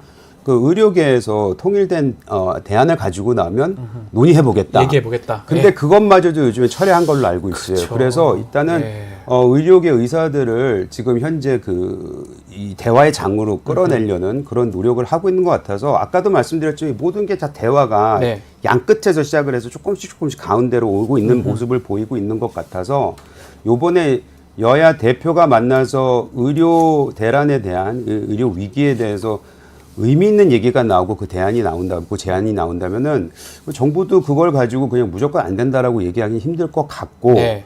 또 지금 뭐 한동훈 대표도 그런 거잖아요. 박단 그 비대위원장 만나고 만났잖아요. 난 이후에 네. 증언에 대해서 좀 얘기가 나온 거거든요. 그러면 우리가 유추해 볼 수 있는 거는 그 대화 내용은 모른다 하더라도 네. 아마 의료계에서도 그런 의지가 있는 게 아니었을까라는 걸 생각해 볼 수 있는 건데 그렇게 보면 양쪽에서 다 대화의 공간을 어느 정도 마련하고 있는 게 아닐까. 그래서 조금 더 지켜봐야 된다고 생각을 하고 요번에 만나는 게 좀 중요하다고 생각해요. 2026 학년도 이제 의대 정원 유예하자. 아마 한동훈 대표가 어쩌면 대통령실에 어떤 제안을 하고 뭔가 합의점을 끌어내기 위해서 던진 것 같은데 협상 여지가 없다는 식으로 대통령실이 얘기한 것 같거든요. 앞으로도 계속 이렇게 되면 사실은 대화가 될 수 있을지도 의문스럽기도 하고요. 저는 한동훈 대표가 좀 더 자신감을 가졌으면 좋겠어요. 아. 저도 사실은 뭐 민주당 입장에서도 의대 정원을 늘려야 된다. 지방 의사 고갈되고 있고 이렇기 때문에. 근데 사실은 이렇게 전격적으로 늘리는 것에 대해서는 좀 의견이 있는 거죠. 네. 그러니까 민주당은 뭐 공식적인 입장인지 모르겠습니다만 매년 500명 정도씩 증원해 가자는 거였고 예. 한동훈 대표도 지금 제안한 거는 일단 내년은 어쩔 수 없다. 내후년에 하자는 건데. 벌써 했기 때문에 근데 방법 사실은 없으니까. 내년이 더 문제예요. 지금 의사가 네. 3,000명 나오는데 예. 지금 내년엔 300명밖에 안 나와요. 예. 그리고 의대 1년생들이 1년 유예됐거든요. 유급했죠 다. 2,500명이 되고 이번에 그렇죠. 늘어나면 내년에는 1학년이 7,500명이 돼요. 그러니까요. 평소에 한 2배 이상 늘어나요. 가르칠 수 있습니까? 그렇죠. 예, 그러다 보니까 굉장히 문제가 되는 거라서 저는 문제는 오히려 내년 거를 해결하는 게 더 맞다고 네. 보고 말씀하신 것처럼 저도 뭐 정치라는 건 법 이상의 문제입니다. 네. 법으로만 해결하는 게 아니니까. 그러니까 대통령실에서도 사실은 지금 그 한동훈 대표가 공식적인 의제를 올린 건 또 아니에요. 네. 정책의장에. 그러다 보니까 대통령실 입장에서도 뭐 공식적으로 올린 것도 아니고 네. 우리 건 법사안도 아니다. 우리 권한이다. 지난번에 이제 김경수 사면할 때 비슷해요. 네. 저 복권할 때랑 이거는 대통령 권한인데 건들지 마라 이거잖아요. 예, 예. 그래서 사실은 그러면 공식적인 의제를 올려서 정치적으로 하고 여야 간에 합의를 한다 그러면 여론의 압박을 받을 수는 있어요. 지금 간호사들이 뭐 내일 모레부터 파업한다 그러면 네. 지금 그렇잖아도 수도권 지역에 있는 응급실도 셧다운 한다는데 나오고 있거든요. 그렇죠. 그리고 지금 응급실 어디 갈 데 없는 사람들이 있기 때문에 예를 들어서 이걸 해결하기 위해서 지금 간호사법 PA를 합법화한다. 네. 그러니까 간호사들이 어찌 보면 의사들이 하는 일에 대해서 이게 법에 벗어나는 거기 때문에 이런 것들은 이제 국회에서 할 수 있는 일이에요. 협의를 좀 받는 걸로 알고 있습니다. 이거는. 그러니까 아마 네. 제가 보기엔 여야 합의로 처리될 수 있을 것 같은데 결국은 여야 합의로 할 수 있는 것들을 해가면서 네. 특히 정부 측으로 설득하는 방향으로 갈 수밖에 없다고 보여요. 아니, 근데 그 부분에서 말씀드리자면은 제가 오늘 아침에 보니까 저 간호사 이제 네. 그거 있었잖아요. 관계, 파업한다고 예. 그거 안 한다고 간호사법 이제 협의를 좀 봤으니까 또 협의를 예. 봤으니까 이제 예. 그게 정치하는 역할이잖아요. 아, 이게 정치다. 예, 예. 그것이 이제 의료 대란에 얹혀서 간호사까지 파업을 하게 되면 이거 도대체 어떻게 되냐 많은 그렇죠. 국민들이 우려를 하고 계셨는데 네. 다행히도 여야가 처음으로 어찌 보면 좋은 모습을 보였어요. 그래서 간호사법이 이제 통과가 되면은 이제 그거를 전제로 해서 아마 간호사들이 이제 파업을 철회한 것이 아닌가라는 네. 생각이 드는데 이런 식으로 조금씩 해법을 찾아나가는 방법은 그 과정이 좀 진부해 보일 수는 있지만 또 오래 걸릴 수도 있지만 일단은 해결할 수 있는 방법을 찾아내가는 그런 모습 자체에서 조금의 안정감은 보이지 않을까 그런 기대를 좀 해봅니다. 알겠습니다. 자, 그렇고 내일 모레입니다. 윤석열 대통령 그 30일 날 국민의힘 지도부하고 만찬회동을 이제 가진다고 하는데 좀 지켜봐야 될 것 같아요. 어떤 얘기들이 나올지. 만찬회동 뭐 좀 어떻게 될까요? 뭐 현안 얘기가 좀 될까요? 의료 공백 이 얘기도 좀 할지 어떻게 될지. 현안 얘기를 예. 할 것 같은데 어쨌든 뭐 여당 지도부와 대통령이 네. 만나는 건 많이 만날수록 좋은 겁니다. 네. 근데 문제는 뭐냐면 29일 날 기자회견 그 먼저 해버리고 그러니까 브리핑을 하고 그 다음날 그 다음날 만나요? 만나는 거예요. 원래는 사실은 먼저 하고 전에 하는 게 맞지 않나요? 먼저 하고 그 다음에 브리핑 해야 어찌 네. 보면 그 얘기도 의견을 되고. 반영해서 지금 뭐 4대 개혁뿐만 아니라 플러스1 저출생까지 한다는 건데 브리핑을 먼저 해버리고 회담을 해버리면 예. 그럼 나는 나대로 그냥 가고 뭐 여당 대표 지도부의 얘기는 그냥 참고만 하겠어. 예. 이 얘기잖아요. 그러니까 순서가 잘못됐어요. 네. 제가 보기엔. 그래서 제가 보기에는 아마 물론 이것도 뭐 대통령실이 입장에서는 한동훈 대표를 배려 안 하는 거죠. 네. 여당 대표를 약간 뭐 배려할 것 같으면 그 전에 해서 브리핑까지 그렇죠. 할 그 얘기를 수 있는 듣고 모습까지. 그걸 반영해서 예. 예를 들어 지금 제일 문제되는 게 지금 4대 개혁 중에도 그렇죠. 핵심적인 게 이제 의세 증원 문제이기 때문에 네. 이 얘기 문제에 대해서 얘기해야 되는데 이렇게 돼버리면 사실은 그냥 통보하는 방식밖에 안 되는 거예요. 29일 날 어제나 이렇게 브리핑 했는데 오늘 이런 얘기 어저께 했으니까 여당에서 잘 협조해 주세요. 이렇게밖에 안 되거든요. 네. 그래서 앞으로 일정을 하거나 일 때는 여당 한동훈 대표 입장에서도 예. 이런 거를 감안해서 전해합시다. 이렇게 가야 돼요. 어떻게 봐야 됩니까? 지금 국민들이 계속 하는 것 중에 하나가 이게 밥만 먹다가 헤어지는가 이런 얘기 또 하거든요. 뭔가 예, 뭐 왜냐하면 계속 그런 것들이 조금 뭐 삼겹살 파티 뭐 얘기는 좋은데 결론을 못 내고 아니면 얘기는 안 간다 이런 느낌도 들고요. 근데 이게 4+1 네. 개혁 있잖아요. 예. 이게 벌써 늦었죠. 늦었죠? 나왔어도 예. 좀 미리 나왔어야 되는 것이었고 사실 정권 초기에 이런 것들이 그림이 그려져야지 힘을 받고 가는 거잖아요. 그런데 아까 말씀하신 부분 우리 지지자들이 이거 보면 되게 싫어하실 것 같긴 한데 저는 뭐 무시했다 안 했다 이거 예. 다 좋은데 그 여당 내에서도 우리가 지금 용산과 우리 국민의힘이 지금까지 가져왔던 문제가 뭐였냐면은 적절하고 팽팽한 긴장감이 하나도 없었어요. 근데 요번에 한동훈 대표가 되면서 그게 어느 정도 살아나고 있는 것 같아요. 네. 그것이 가끔씩은 이게 너무 멀어진 거 아니야라는 뭐 질타도 받을 수 있지만 저는 이런 식으로 용산과 우리 국민의힘이 어느 정도 긴장감을 가지고 서로 할 말 하는 거 네. 물론 자기네들이 원하는 것이 따로 있을 수는 있겠지만 저 방향성은 방법이 틀렸지 방향성은 똑같다고 생각을 하기 때문에 네. 그거에 대해서 그렇게 우려하지는 않습니다. 아하. 뭐 어쨌든 간에 만남을 가져야 되는 거고 그 만남을 통해서 또 긍정적인 부분이 있을 것이다. 이재명 대표하고 민주당하고 지도부 만나 이런 거는 아직까지 그림 그리기는 어렵겠죠, 대통령. 용산과 예, 예, 이제 예. 근데 그거는 지난번에 한번 만났었잖아요. 네. 총선 이후에. 네. 그때 이제 어느 정도 대화의 물꼬가 트이지 않나라는 기대감을 가지고 있었는데 그 이후로는 없었어요. 없었어요. 근데 이제는 근데 그때는 뭐 이벤트들이 많았잖아요. 네. 둘 다 뭐 전당대회도 있었고 새 당대표가 생겼고 이재명 대표는 또 된 게 좀 신기하긴 하지만 네. 어쨌든 간에 당대표가 돼서 예. 이제 새롭게 그것에 대한 대화가 오갈 수도 있겠다. 이제 영수회담 네. 제안은 하지 않았나요? 당대표 맞습니다. 당선되자마자. 하고 싶다라고. 네, 그래서 그 부분은 이제 뭐 추석 전이라든지 이후에 되지 않을까라는 기대도 해볼 만할 것 같아요. 네. 한마디만 좀 하면, 예, 예. 그러니까 한동훈 대표가 사실은 좀 자신감을 가져야 되는 게 지금 의대의 정원 문제 얘기도 본인이 직접 한 게 아니잖아요. 네. 언론을 통해서 흘러나왔어. 이게 제가 계속 말씀드리는 게 특수 검사 스타일이 그렇거든요. 예전에도 보면 누구를 소환조사한다, 정치인 예. 소환조사한다, 아니면 뭐 재벌 소환조사한다는 게 언론을 통해 이미 나가버려. 네. 그런데 실제로 뭐 조사합니까? 물어보면 그냥 법과 원칙에 따릅니다. 이렇게 네. 말만 해. 본인 입으로는 얘기 안 해요. 네, 네, 근데 네. 지금도 보면 네. 그 전공의 대표도 만난 다음에 그게 사실은 비공개로 만난 거잖아요. 네. 근데 언론 통해 나와버렸어. 예. 물론 나올 수 있어요. 예. 근데 그러면 예를 들어서 의대 정원 문제 대통령실이 제안했습니다. 이거면 공식적으로 언론 브리핑을 한다든지 네. 기자회견을 한다든지 하면서 네. 제안하는 게 맞아요. 음흠. 근데 제안했다고는 하는데 대통령이 거절했다 그러면 그다음 말이 없어. 네. 그래버리면 사실은 그냥 숨는다. 내 칭찬은 받고 싶은데 비난은 받기 싫어. 이게 그런 거거든요. 검사들도 보면 수사 막 재벌 수사하거나 정치인 수사할 때 말로 얘기하면 법과 원칙에 따르겠습니다. 말만 하고 구체적으로 뭐 얘기를 안 하잖아요. 네. 그래서 제가 보기에는 조금 더 적극적으로 보여서 대통령실도 브리핑하면 당대표도 예를 들어서 그때 취임 한 달 기념 기자회견 하겠다. 이거 2005년부터 6년부터 위합시다. 그리고 이런 문제 해결합시다. 라고 해서 네. 적극적으로 나와야 돼요. 스타일이 자꾸 바뀌어야 제가 된다? 보기에 아. 숨어. 스타일이 바뀌어야 된다. 이게 약간 민감한 문제에 대해서 네. 말을 안 하고 숨어버려. 그러면 네. 사실 국민들한테 지지를 받기 힘들어요. 근데 우리 이재규 위원장님. 자신감이라는 게 예. 뭐 한동훈 대표에 대해서 뭐 실드 치고 뭐 이럴 생각은 별로 해야 되는 거예요. 하셔도 됩니다. 당대표입니다. 맞아, 당대표 국민의 잘 보여야 되죠, 당대표입니다. 제가. 예. 근데 만약 그 자신감이 없었다면은 박단 위원장을 그렇죠. 만나지도 못했을 거예요. 들리는 얘기에 의하면 용산에서는 그 만나는 것 자체도 몰랐다는 거 아니겠어요? 네. 그리고 그걸 비공개로 한 건 아마 박단 위원장에 대한 배려가 아니었을까 그런 생각이 드는데 자신감 없으면 그런 행동 못 하고요. 제가 봤을 때는 그 본인이 표현하는 방식에 대해서는 어찌 보면 너무 자신감이 높져서 문제가 아니에요. 저희 사실 그 전당대회 때 조마조마했던 부분들이 있지 않았어요. 그렇죠. 기억납니다. 네, 그래서 그런 부분에 대해서는 걱정은 안 하고 지금 본인이 스스로 이제 의제는 이렇게 정한 것 같아요. 정치적 이슈, 모든 게 정치적 이슈이긴 하지만 네. 일단은 민생에 나는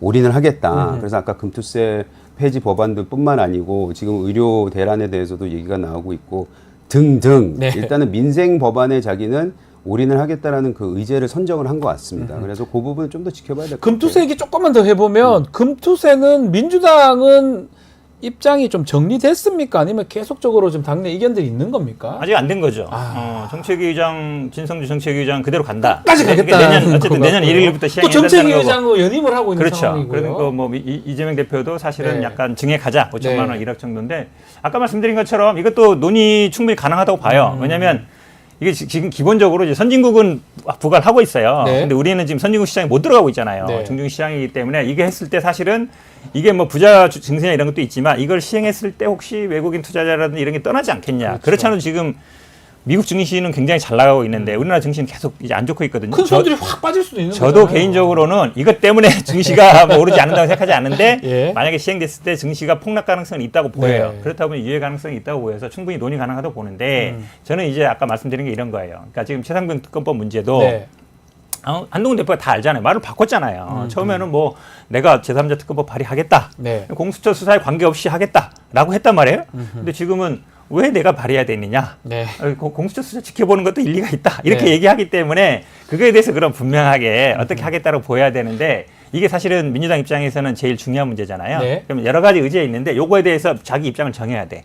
안 하겠다든지 하겠다든지. 근데 이제 한다고는 했는데 안 한다고 얘기하면 조금 인기는 떨어질 것 같고 욕먹을 것 같고 이러니까 입장을 못 밝히고 있잖아요. 네. 금투세 문제도 논의가 가능하듯이 특검법 문제도 여기 의제에 올려가지고 네. 논의를 하겠다. 이 정도까지 가야 돼요. 그 최상병 특검법이 아마 가장 좀 뜨거운 이슈죠. 감자죠. 뜨거운 네. 감자인데 당내에서 국민의힘 당내에서는 좀 어떤 논의들이 진행되고 있을까요? 최상병 특검에서는 뭐 예. 개인적으로는 저는 뭐 예전부터 네. 공수처 수사와 함께 병행해야 된다고 저는 아하. 얘기를 했던 사람이에요. 그리고 그 병행하는 그 전제 조건은 뭐였냐면 민주당 안 말고 국민의힘이 좀 선제적으로 대안을 내놔야 된다고 그러니까 얘기를 안을 내야 했었거든요. 되는데, 예. 근데 그게 이제 한동훈 대표가 이제 본인이 출마를 하면서 나왔던 얘기입니다. 근데 네. 제가 알아본 바로는 네. 할 의지 강하고요. 예. 해야 된다고 생각을 합니다. 다만 본인이 직접 발의는 못해요. 국회의원이 아니니까. 네. 그럼 어차피 당내에 있는 국회의원을 통해서 해야 되는 건데 이게 최상병 특검 같은 경우에는 본인의 의지는 있기는 하나 네. 여러 가지로 봤을 때 당내 그래도 어느 정도 총의를 모아야 되는 거는 맞는 것 같아요. 워낙에 뜨거운 감자이기 때문에 네. 이거를 그냥 뭐 우리도 그래도 나름대로 108명이나 되는데 그중에서 한두 명만 동의한다고 해서는 안 되는 거 아니에요. 네. 그렇기 때문에 그런 부분을 조금 모으고 있는 과정으로 저는 알고 있고 듣고 있고요. 계속해서 노력하고 있는데 이제 당대표로서 당을 이끌어가는 사람으로서 그거를 여러 의원, 이왕이면 더 많은 의원을 설득해서 이 최상병 특검에 대해서 이 대안에 대해서 설득하는 과정 꼭 필요하다고 생각을 하고 네. 그것마저도 독불장군식으로 하다면은 오히려 초기에 한동훈 대표의 위치가 흔들릴 수도 있기 때문에 네. 그거는 정치적으로 잘 판단하고 있다고 저는 오히려 생각을 합니다. 다만 저는 해야 된다고 생각을 하고 네. 당내에서도 그런 분위기가 조금씩 변하고 있는 걸로 저는 보이고 있어요. 그래서 몇 명의 의원들하고도 얘기를 해보면은 예전에는 적극적으로 이거 안 된다. 그러니까 이거는 무조건 탄핵각이다라고 얘기했던 분들도 예. 이제는 대안에 대해서 조금씩 설명을 들으면서 그렇다면은 우리도 한번 해봐야 되는 거 아니냐라는 생각인데 물론 공수처 이 수사 결과는 당연히 남아 있는 숙제입니다. 네. 그리고 그게 결과가 어떻게 나오냐에 따라서 또 기류가 더 다시 바뀔 수도 있고요. 그거에 대해서는 약간은 우려를 하는 것 같아요. 네. 어떻습니까? 한마디 더 네. 하면 사실은 이제 한동훈 대표의 시간은 저는 많지 않다고 봐요. 아. 정기국회 9월, 10월 정도까지다. 왜냐하면 내년 9월까지가 임기고 말씀하신 것처럼 이제 본인이 의원이 아니기 때문에 뭐 근데 당 대표라는 게 본인이 뭐 어쨌든 같이 하는 분들하고 하면 되는 거거든요. 네. 10명이면 발의되는 건데 저도 생각하기에 당내 지금 쉽지 않은 상황이 맞아요. 왜냐하면 뭐 윤석열 대통령이 반대하고 있기 때문에 그런데 이게 만약에 만약에 올해 정기국회 넘어가고 내년 가면 한동훈 대표가 뭐 공천권 있는 것도 아니고 그다음에 더 이상 뭐 당직 인사를 할 수 있는 것도 아니잖아요. 그럼 동력이 확 떨어지거든요. 네. 본인이 어쨌든 당대표 출마했을 때 명분을 이걸 삼고 나왔어요. 그리고 63%라는 당원과 국민들의 지지를 받았잖아요. 네. 그럼 그 명분으로 밀어붙이는 수밖에 없어요. 자꾸 이걸 제가 보기에 당내 합의가 쉽지 않은 상황이 뭐냐면 윤석열 대통령이 수사의 대상이란 말이에요. 대통령이 수사 대상이기 때문에 대통령을 지지하거나 대통령 주변에 있는 분들이 찬성할 리가 없어요. 예. 그럼 어느 정도 자신감 갖고 밀어붙여야지 그냥 합의될 때까지 기다린다? 제가 보기에 합의될 일이 없어요. 당내에서. 근데 전체 합의는 아니고 어느 정도 예. 총의를 모으고 아, 있는 총의를 거니까 모은다. 그런 부분은 조금 제가 봤을 때는 그 마진 노선이 있을 거예요. 예, 예, 108명 다 가자는 거는 예. 물론 그렇게 되면 그림은 좋아 보이겠죠. 근데 그거는 제가 봤을 때 불가능하고 워낙에 이견이 좀 있기 때문에 네. 그럼에도 불구하고 최대한 많은 분들을 포섭해야 되는 거는 저는 맞는 정치적 행위라고 생각을 합니다. 이게 문제가 이제 이번에 이제 뭐 추석 전에 회담을 한다면 세상 특검보 얘기를 뭐 하지 않을 수 없을 까 민주당 무조건 얘기할 거고요. 한동훈 대표도 이걸 피할 수는 없을 것 같은데 또 문제는 제가 걱정스러운 거는 혹시나 두 대표가 뭔가 정했다고 했을 때 의총이나 이런 거 추인을 나중에 받아야 되잖아요. 네. 의원들이 반대를 해버리면 국민의힘에서 그런 것도 문제이기 때문에 한동훈 대표 입장에서는 고민스러울 것 같긴 해요, 진짜로. 근데 예를 들어서 이재명 네. 대표하고 만나서 그 상황에서 그 현장에서 합의가 만약 문구라든지 네. 아니면 디테일이 합의가 된다. 예. 그럼 가는 거죠. 그리고 아. 그것이 의총에서 만약에 반대 의견이 나올 수 있는 충분한 여지가 있다. 그것도 제가 봤을 때는 뚫고 나가야지만이 된다고 생각을 하고 그것이 아까 말씀하신 한동훈의 숙제가 아닌가 아하. 저는 생각하고 있어요. 어떻게든 만약에 두 사람이 뭔가 조율을 하고 합의를 봤다 그러면 한동훈 대표 당에 돌아가서 설득하고 리더십 발휘해야 된다 이렇게. 그렇죠. 예. 이게 물론 이제 의총에 올렸을 때 통과 안 될 가능성도 있긴 있어요. 물론 이제 근데 아마 추경호 대표도 지금 이거 참. 조금 조금 당내 사안이기 조금 때문에 바뀌었어요. 근데 사실 추경호 그렇게 얘기해 대표가. 버리면 당 대표가 할 게 없어요. 예. 그냥 국회의 권한이라는 기본적으로 입법이고 입법은 결국 원내에서 해야 되는 거거든요. 원내대표 권한이다 이래 버리면 안 돼요. 예. 그러면 그 전에 결국은 당 대표와 원내대표의 관계로 보겠지만 결국 당 대표라는 게 당을 이끄는 그 큰 방향을 정하는 거거든요. 네. 그래서 제가 보기에는 이거를 만약에 의총에서 뭐 안 될 것 같으면 아니 이거는 당대표 권한으로서 방향을 제시한 거다. 그 정도만. 그리고 이렇게 가겠다라고 네. 하면 되는 것이지 예. 의총에 불려서 찬성 반대를 물어대느냐? 제가 보기에는 굳이 그럴 필요는 없다고 보여요. 그랬을 때는 사실은 말씀처럼 이게 통과가 안 되면 이 당대표 내려놔야 될 수도 있거든요. 그렇죠. 그게 걱정스럽죠. 그럼 그 리스크가 있기 때문에 제가 보기엔 굳이 뭐 원내에서 그 의총에서 해야 되는 이거를 의결해야 되는 상황이 아니라 오히려 또 민주당 같은 경우도 전당 투표라는 게 있거든요. 네. 이제 그런 방식으로 돌파할 수도 있어요. 전당원 투표하는 방법. 왜냐하면 63% 지지를 받았고 예. 최당병 특검을 명분으로 나와서 당대표에 나왔잖아요. 그럼 당원들은 제가 보기에 찬성할 가능성이 높아요. 더 높겠죠, 아마도. 그 명분으로 할 수도 있는 거예요. 그러니까 정치는 어쨌든 여러 가지 가능성, 상상의 가능성이기 때문에 방법을 찾을 수 있다고 보여요. 근데 저는 이제 거기서 한 스텝을 더 생각을 해야 예, 되는데 예. 뭐냐면은 저는 국회에서 통과되는 건 통과돼요. 처음엔 될 거 아니에요. 예. 뭐 우리가 발의를 한다 하더라도 예. 예를 들어서 민주당이 밀어붙이면 되는 거 아닙니까? 문제는 거부권이 만약 행사됐을 때 그것을 넘어갈 수는 있냐 없냐 그 문제잖아요. 8분, 그렇죠. 근데 그걸 8명만 맞춰서 하면 그 보기가 얼마나 좀 그러니까. 그렇습니까? 예, 그런 예. 부분까지 생각을 하기 때문에 제가 봤을 때는 좀 더 크게 좀 이게 잘 비춰질 수 있도록 그 그림을 만드는 게 좀 중요하다고 생각을 해요. 그거를 빼놓고 그냥 무작정 밀어붙였다가 네. 달랑 8명이 된다든지 뭐 7명, 9명이 돼버리면 그거는 저희가 하고자 하는 그 취지에서도 벗어나기 때문에 이거는 정치적으로 최대한 많은 분들이 동의하고 최소한 어느 정도는 설득해야 된다는 설득을 당해야 된다. 아하. 저는 그거는 꼭 해야 된다고 생각합니다. 한동훈 대표가 좀 그 역할을 좀 해서 그래도 좀 많은 국민의힘의 의원들의 어떤 뜻을 모아서 이것을 하는 게 맞다. 저는 그 부분은 우리 현근태 변호사님하고 말이 같아요. 63%를 다시 그렇죠. 돌아보면 돼요. 예, 저는 62.8%면 뭐 네. 많은 당원들의 생각이 거기에 가 있다고 봐야 그럼요. 되거든요. 제가 성관이었잖아요. 더 잘하시겠네요. 네, 성관이어서 그때 당시에 이제 전당대회 때 미리 저희는 받아보지 않습니까? 네. 그래서 그때 뭐 감론을박이 많았어요. 이게 뭐 50% 넘을까 말까, 뭐 1차가 아니라 2차까지 가는 거 아니냐 네. 이런 얘기 했었는데 그때 민심하고 당내 다 63%대 나오는 걸 보면서 아, 이거는 그냥 큰 흐름이구나라는 걸 느꼈기 때문에 한동훈 대표도 그걸 잘 알고 있습니다. 그래서 그걸 좀 믿고 가면은 되지 않을까 하는 생각은 듭니다.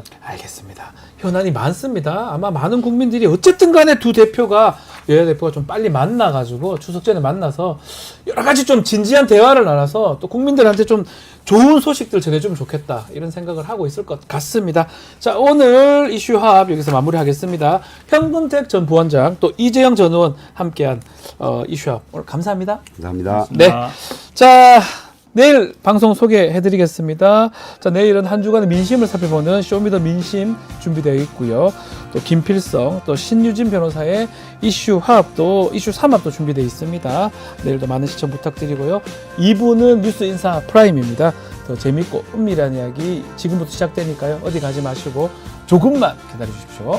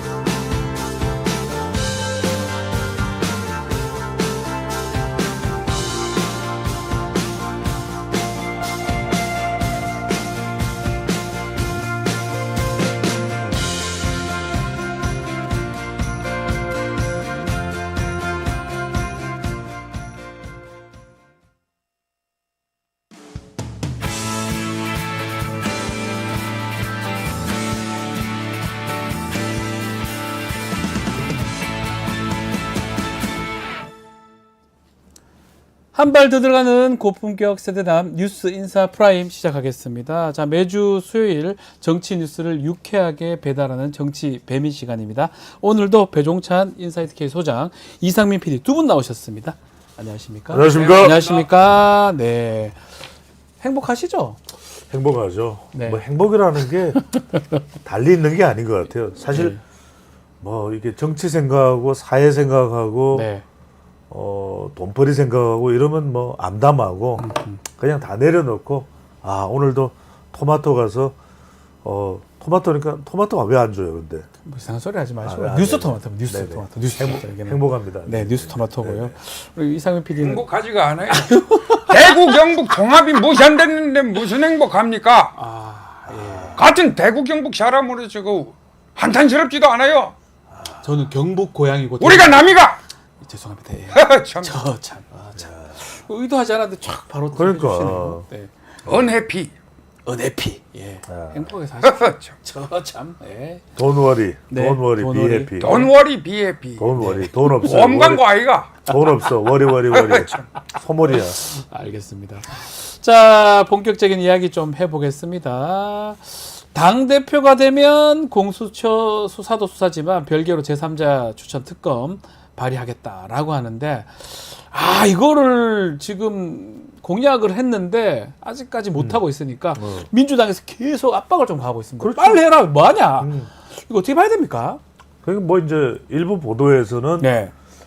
뭐 민주당에서 윤석열 대통령과 한동훈 대표 사이를 갈라놓는 예.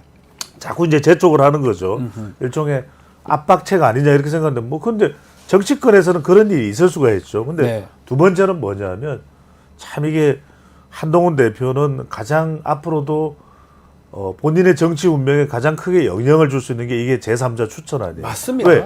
예. 약속을 했잖아요. 정치인의 그러니까 약속입니다. 정치인의 그럼요. 약속. 이게 중요한 게 우리가 오죽했으면 핑클의 노래가 엄청나게 유행한 것도 그거예요. 아니, 약속해줘 하려고 그죠? 잠답시다. 마세요. 약속해줘. 보이지도 않고. 아니 근데 이게 중요한 게 왜냐하면 또 하시네. 사람들이 이게 기억을 해요. 네. 그리고 실제로 우리가 YS 같은 경우에도 이게 일종의 그 슬로건이 됐잖아요. 네. 확실히 종식시키겠습니다. 네. 그러면서 했단 말이에요. 왜냐면 맞습니다. 그게 일종의 정치인이 내뱉은 말은 그 사람의 미래가 되고 운명이 되는 거거든요. 근데 한동훈 대표는 그러니까 이따가 또 제가 말씀을 드리겠습니다만 한동훈 대표에게는 이게 적어도 지지율상으로 따지면 저는 한 10에서 많게는 그렇죠? 20%까지도 결정을 할 수 있는 그만큼 중요한 본인의 거죠. 지지율에. 예. 그래서 어떻게든 지키긴 지켜야 돼요. 그런데 이게 시간이 지나면 지날수록 에이 뭐 한다더니 안 하나. 아하. 그러니까 이게 문제가 될 수밖에 없거든요. 그래서 네. 이게 너무 시간을 끌어서도 안 되고 아하. 또 지금 그냥 밀고 나가자니 윤석열 대통령과 싸움판밖에 안 되거든요. 그렇죠. 가령 생각해 보십시오. 30일 날 윤석열 대통령 이번 주 금요일입니다. 만찬을 불렀어. 예. 왜 대통령은 잠깐 그건요. 네, 계십니다. 네, 저렇게 네, 네. 따라하지 마십시오. 네, 네, 네. 그런 상황이 오지 않을까. 네, 오늘은 정치인의 약속 얘기 좀 해보겠습니다. 정치 배민에서 예, 예. 한동훈 대표님. 무슨 자격으로 저거 성대모사 하시는 건가요? 그러니까요. 무슨 자격으로 자꾸 얘기하시는 건가요? 모르겠어요. 비슷한 선상에서요. 민주당은요. 네. 무슨 자격으로 언제까지 발의하는 걸 보겠다는 겁니까? 아, 그렇게 급하면요. 예. 본인들이 하시면 저희 안을 받아들여서 통과시키십시오. 그럼 되죠. 예. 정 급하면 기존 법안 철회하시고 저희가 얘기했던 대법원장 특검안 이거 새로 발의하시면 되는 거 아닙니까? 아. 저희가 왜 민주당한테 질질 끌려가야 됩니까? 저희는 그걸 묻고 싶습니다. 야, 한동훈 대표 뜻도 거의 확실한 것 같아요. 근데 예. 약속을 못 지키는 겁니까? 아니면 지키기 싫은 겁니까? 이게 뭐냐면 이 질문이 좀 신기한데. 이른바 이 상황이 어떤 예. 상황이냐면 암시롱 상황이 아니라 뭔데요? 그죠? 애매롱 상황인 거죠. 그게 무슨 아니, 왜냐면 본인은 전당대회 때 네. 기치를 높이 든 거예요. 변화를 만들겠다고 이야기했단 네. 말이에요. 그래서 당도 개혁을 하고 또 최상병 문제 해결하겠다. 근데 두 번째가 뭐냐면 김건희 여사 이야기가 됐어요. 국민 눈높이. 네. 완전히 된통 터진 거죠. 대통령이 완전 엄청 화가 났고 격노할 수밖에 없을 거예요. 네. 아니 도대체 이게 무슨 뭐 내 사랑하는 아내의 이야기를 꺼내들어 뭐야? 뭐 이제 이 XX 나왔겠죠. 그럼 이제 두 번째는 뭐냐면 그러면 이야기를 좀 꺼내볼 건덕지가 있는 건 최상병이거든. 네. 근데 딱 전당대 끝나고 나니까 누가 있죠? 지금 국민의힘에서 여당의 탑 태양은 누구예요? 태양은 예? 태양은 누구면 윤석열 대통령. 아, 예, 맞죠. 태양은 윤석열 예, 대통령이죠. 맞습니다. 예. 근데 작은 태양이 큰 태양한테 덤벼들려고 하니까 그건 아니야. 근데 그런 상황이 벌어진 거예요. 네. 그러니까 큰 태양을 바로 뒤집기 하기는 힘들고 그러면 이 상황에서 더 크게 비춰놔야 되는데 이게 애매롱인 거죠. 애매롱. 그래서 암시롱의 애매롱이다. 한동훈 대표는 아. 지금 그렇잖아요. 그럼 30일 날 가서 금요일 날 가서 나는 이거 통과시킬게요. 근데 핵심은 뭐냐면 바디가 중요한 게 아니라 바디한다는 거는 이탈을 한다는 이야기거든요. 그렇죠. 대통령은 거부권 행사했을 때 아 이건 뭐 하는 짓이야. 난 거부권 행사할 거야. 예. 그런데 대통령이 거부권을 행사하는 것도 이건 대충돌인 거고 네. 그러면 그게 국회에 재의결이 붙여졌을 때 한동훈 대표 주도로 그러면 뭐 장동혁 뭐 진종호 뭐 이런 사람들이 그러면 이탈한다? 그럼 그 박정훈 이탈한다? 그러면 이건 대전쟁이에요. 네. 그러니까 이러지도 못하고 저러지도 못하고 애매롱 된 거죠. 애매하다. 한동훈. 네, 안녕하십니까. 잠깐만. 김성태입니다. 왜 나오셨죠? 왜 나오냐니까! 아니 그게 아니고. 취재자도 왜 나오냐니! 그게 아니고. 갑자기 나오셔서 제가 미쳤습니까? 죄송합니다. 가만히 계세요. 예, 죄송합니다. 사실상 보드 봤을 때는 이재명 대표는 사실상 이 당의 오너이면서 CEO입니다. 아하. 그러니까 의원이면서 사실상 이거 합시다 그러면 바로 할 수가 있어요. 그렇죠. 오나죠. 오나. 그러면서 사실상 이게 천상천하이자 유아 독전입니다. 전상체나 유아독전. 네. 그런데 한동훈 대표는 그냥 CEO입니다. CEO다. 전문 경영인입니다. 그래서 그래서 일정 부분 사실상 뭔가 하려고 했을 때 이 일정 부분 이 용산하고 조율이 필요하고 아하. 사업마다 이렇게 협의가 필요한 부분이 있습니다. 오늘 다 들려요 이상하게? 오늘 그래서 들립니다. 시간이 들리네. 사실상 필요하다 이렇게 예. 생각을 합니다. 시간이 필요하다. 그렇습니다. 오 오늘은 잘 하시네. 어제 회식 안 했네. 안 하셨나 봐요. 회식 안 했네. 환절기라서 이제 좀 코가 돌아왔네요. 돌아왔습니다. 사실상 돌아왔네. 사실상 돌아왔어요. 네, 코 풀었네요. 네. 근데 김성태 전 대표님 말씀이 맞는 것 같아요. 그렇죠, 그렇죠. 그러니까 오늘 이재명 대표하고 한동훈 대표하고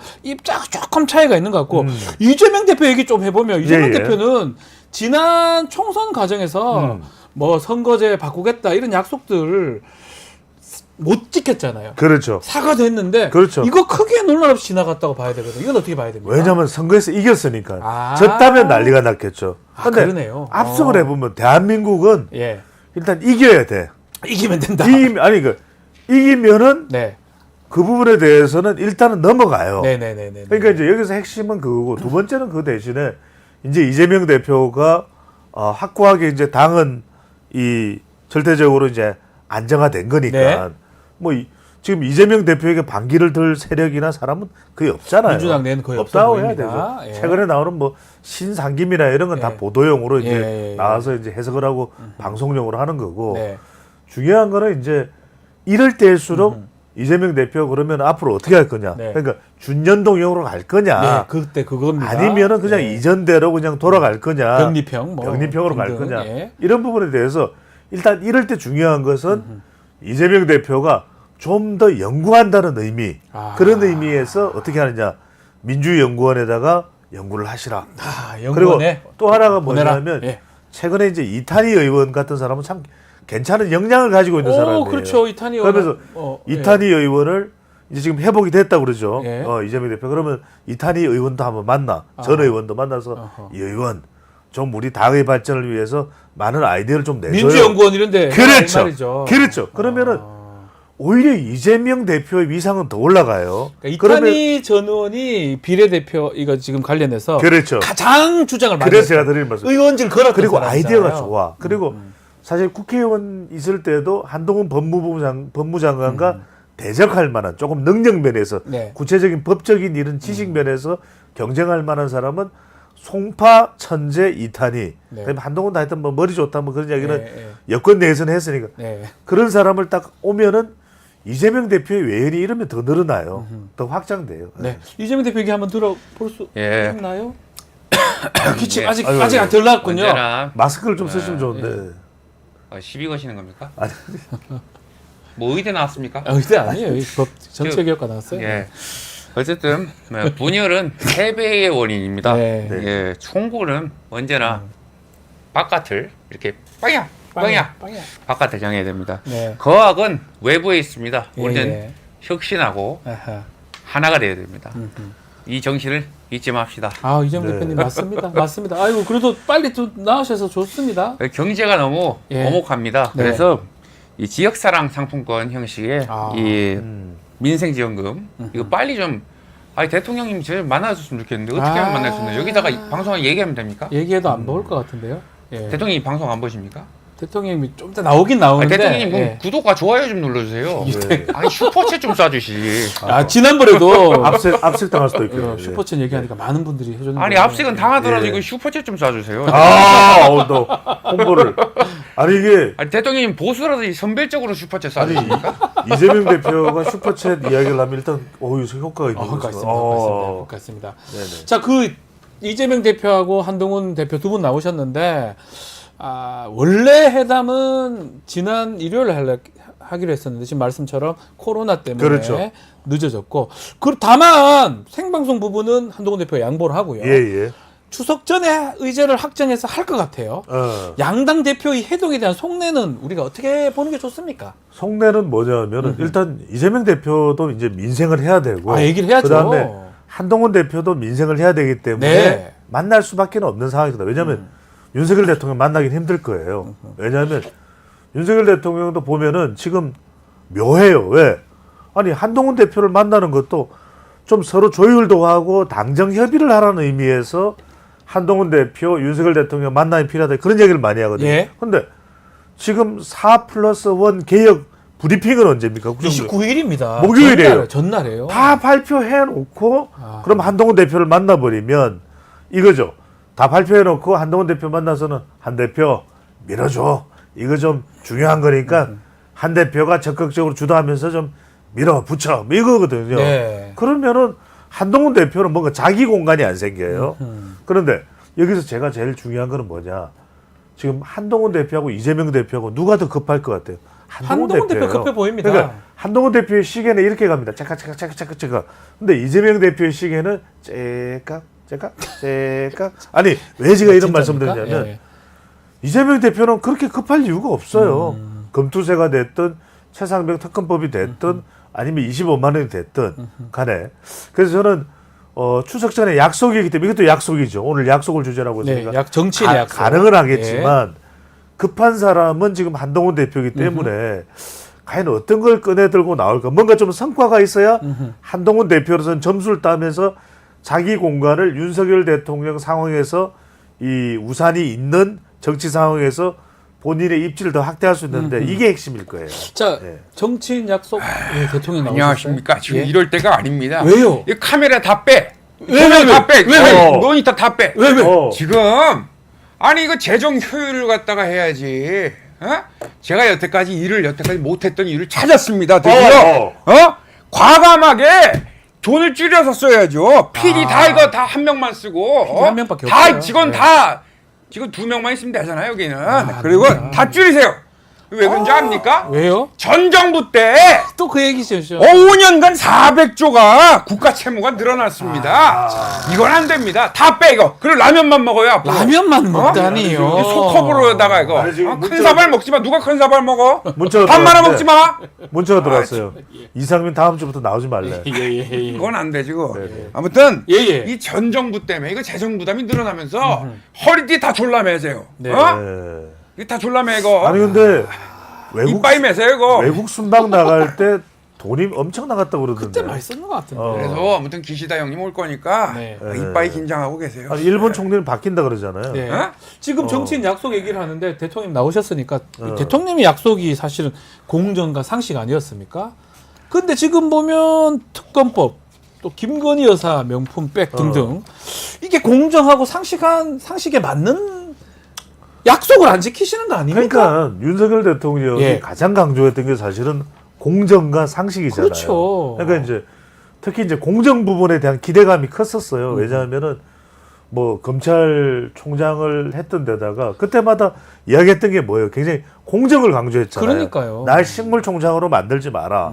또 조국 대표를 2019년에 이렇게 수사할 때도 막 공정을 강조했잖아요. 네. 근데 정작 지금 김건희 여사를 수사하는 부분에 있어서는 공정한 거냐? 네. 왜냐하면은 지금 우리 국민들의 정서는 이 공정과 성역이 없는 것은 대통령과 대통령 주변부터 먼저 1차적으로 첫 번째. 예. 그다음에 두 번째는 뭐냐면은 윤석열 대통령이 총선 이후에는 조금 변하는 듯 했어요. 다시 이제 국민들의 기대치로 이제 옮겨가는가. 네. 공정이나 상식으로 생각했는데 다시 최근에 이제 반국가 세력을 이야기하고 그런 얘기하면서 총선 이전에 했던 이념 카르텔 이 부분이 또 상당히 또 지적이 됐던 내가 부분이잖아요. 언제 또 반국가 세력을 또 얘기했습니까? 아니 반국가 하셨잖아요. 세력 반통일 세력이라고 했죠. 아니야 반국가 세력이 아니고 반통일 세력 반통 추가해 주세요. 반통일세. 아 이건 사이비 논리 아니 아닙니까? 어쨌든 간에 통일부가 있는데 자꾸 반통일 그러니까 이 여기서 이제 핵심은 뭐냐면 네. 중요한 것은 윤석열 대통령으로 지금 한국 갤럽을 보면은 20%대 지지율이에요. 갤럽이나 MBS 이러면 적어도 국민의힘이나 한동훈 대표는 제압을 할 수 있을지 몰라도 예. 국민들로부터 공감은 없어요. 그렇죠. 그러니까 그래야만 뭔가 4+1 이거 29일 날 브리핑만 하면 뭐합니까? 국민들이 와 이거 너무 좋다. 국민들도 의정 갈등이 있지만은 대통령의 의료 개혁에도 좀 힘을 실자 이렇게 될 수 있잖아요. 그렇죠. 근데 지지율이 낮으면 아무것도 못 해요. 그래서 저는 김건희 여사와 관련된 부분이든 아니면 대통령의 공정과 상식에 대한 약속이든 이걸 적어도 국민들이 볼 때 공감대를 불러와야 지지율이 올라갈 수 있고 여러분들 깜짝 놀라지 마십시오. 임기가 2년 9개월 남았어요. 아. 이렇게 길게 남았는데 그러면은 이 갈등 관계를 2년 9개월 동안 계속 지속이 된다? 이건 윤석열 대통령으로서는 엄청난 고통이고 부담입니다. 그래서 네. 저는 이런 부분들에 대해서 좀 변모한 그런 모습과 스타일을 보일 필요 누구를 위해서 윤석열 대통령을 본인을 위해서요. 위해서도 예. 그렇다. 오늘 정치인 약속들 얘기하고 있는데 예, 그러니까 약속 잘 지키시는 우리 지킬 수 있는 약속만 예. 공약을 해야 됩니다. 예. 내도 공약했잖아요. 예. 747, 7% 경제 성장, 1인당 GDP 4만 달러, 그 세계 7대 경제 대국 예. 747이었습니다. 예. 그 4대강 약속도 결국 지키셨죠? 기억이 나지 않습니다. 기억이 나지 않습니다. 지킬 수 있는 약속만 지켜야 됩니다. 예. 여러분 나는 믿습니까? 믿습니까? 자, 믿습니까? 두 가지를 말씀드리면 예. 그래도 오늘 좀 칭찬 좀 할게요. 예. 그래도 이 MB가 잘한 건 뭐냐면 뭐죠? 잘했습니까? 잘한 건 뭐냐면 예. 그래도 좀 바뀌려고 노력을 했다는 거예요. 그래서 안경 왜냐면 썼잖아 내가. MB도 윤석열 대통령하고 비슷하게 일단 처음에 등장할 때는 상당히 좀 압도적이고 기대감도 있었습니다. 멋졌어. 예. 그런데 옷이 예뻤어. 내가. 그런데 강우병 사태로 네. 정말 저 멀리서 아침 이슬 노래 소리가 들린다 이런 이야기를 얘기했죠. 했잖아요. 그런데 그때 지지율이 제 기억하기에는 19%까지 내려갔어요. 박살 났잖아. 그런데 그 뒤에 2010년에 뭐냐면 친서민 중도 실효. 맞습니다. 이걸 이야기하면서 회복했어요. 그래서 지지율이요 임기 중반에 50%를 넘었었습니다. 그래서 오 맞네요. 정권 재창출까지 했잖아요. 부활했어. 그리고 나중에 뭐 감옥도 가긴 했지만 야, 그게 왜 하는 거예요?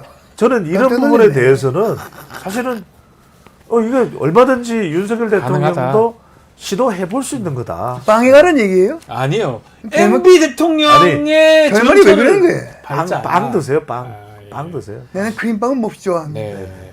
자, 그 MB 대통령도 공약을 좀 했지만 이 한동안 이 약속을 지키려고 하다가 낭인으로 지냈던 분이 한 분 계세요. 예, 오세훈 시장이에요. 안녕하십니까, 예. 오십니다. 예. 참 안타깝습니다. 오세훈 시장이 그 무상급식 그것 때문에 결국은 한동안 낭인으로 있다가 야인으로 있다가 최근에 다시 서울시장으로 복귀했어요. 그거는 굉장히 오해가 있습니다. 오해라니요. 제가 사실 처음 시장이 되고 네. 두 번째 시장 임기가 시작됐을 때 내려놓게 되지 않았습니까? 그렇죠.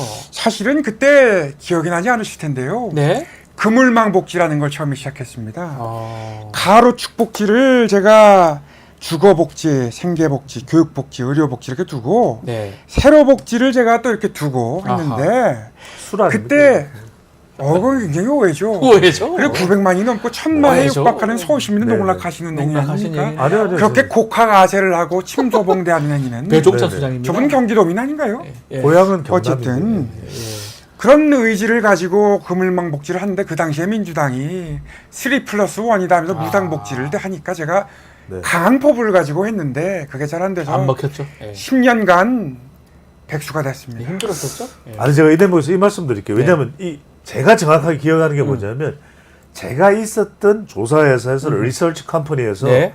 이 주민 투표의 예상 투표율을 조사를 했어요. 네. 그런데 그때가 2011년이었는데 그때 33.3%가 33.4%가 돼야 무상 투표 투표를 하더라도 주민 투표를 하더라도 뚜껑을 열어볼 수가 있어요. 3분의 1이 넘어가요. 그렇죠. 3분의 1. 안 넘어가면은 개봉을 안 합니다. 안 합니다. 그런데 의미가 없어져요. 예. 그때 이 오세훈 시장은 요걸 딱 자기가 목숨을 걸고 정치적인 운명을 걸고 나는 사태를 걸고 이걸 하겠다 이걸 이야기해요. 그때 했죠. 근데 우리 회사가 네. 한 달여 전에 했던 투표율 조사 결과를 보면은 20%대 중반밖에 안 돼. 그러니까 좀 25%밖에 안 돼.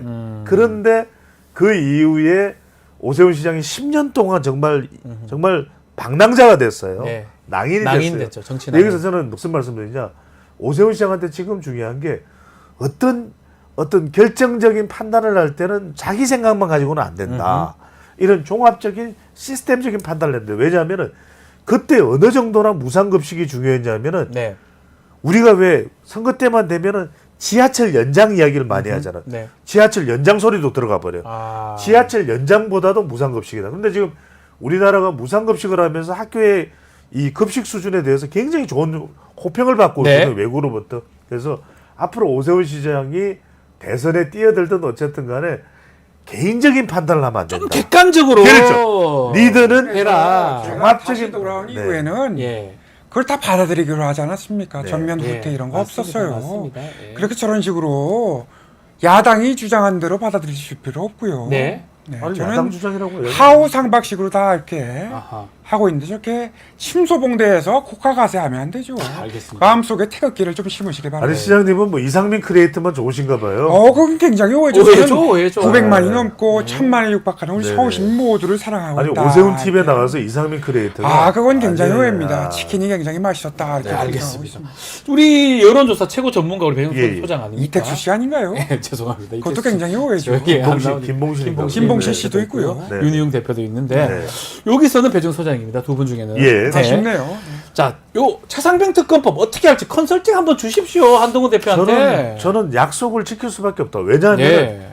이게 실제로 어떤 상황이냐면 야권에서만 앞으로 공격할 게 아니라 뭐 그건 이제 정치적인 공격으로도 이해될 수 있지만 네. 중도층에서도 한다고 해놓고 왜 안 하지 왜 안 이렇게 하냐? 될 수 있고 네. 심지어는 지지층 중에서도 물론 뭐 이제 친윤 쪽에서는 반대할 수 있습니다.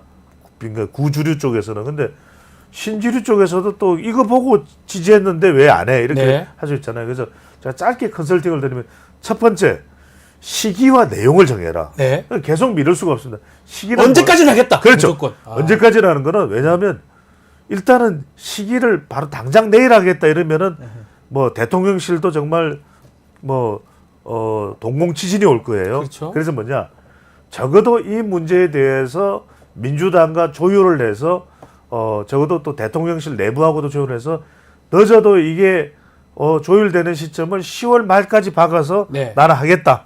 이건 나와야 돼요. 적어도 10월 말 정도에는 하겠다. 네. 그리고 이 말은 왜 중요하냐면 10월 말에 하겠다는 이야기는 적어도 대통령이 거부권을 행사하고 제 의결이 되어 오더라도 통과시키겠다는 이야기거든요. 예. 그다음에 내용은 뭐냐?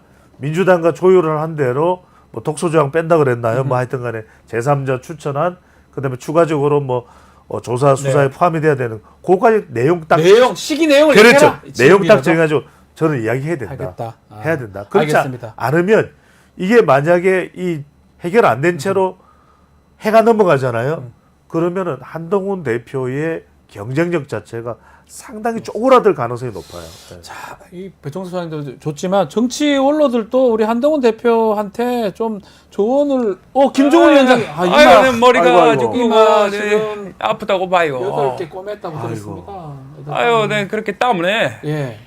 이번에 응급실 그 사태를 겪으면서 지금 국민들이 호소하고 있는 부분이 아주 크다고 봐요. 크죠, 우려대라. 그렇기 때문에 예. 저 생중계니 뭐니 운운하고 있을 것이 아니라 빨리 문제를 해결할 것 같으면은 지근지기 갖다가 해결을 해야지 지금 이러고 있을 때가 아니라고 봐요. 그러면은 국민들이 내 문전박대 당한 것처럼 국민들이 정신을 문전박대할 것이다 이렇게 보고 있어요. 그러니까요. 많이 아프시죠.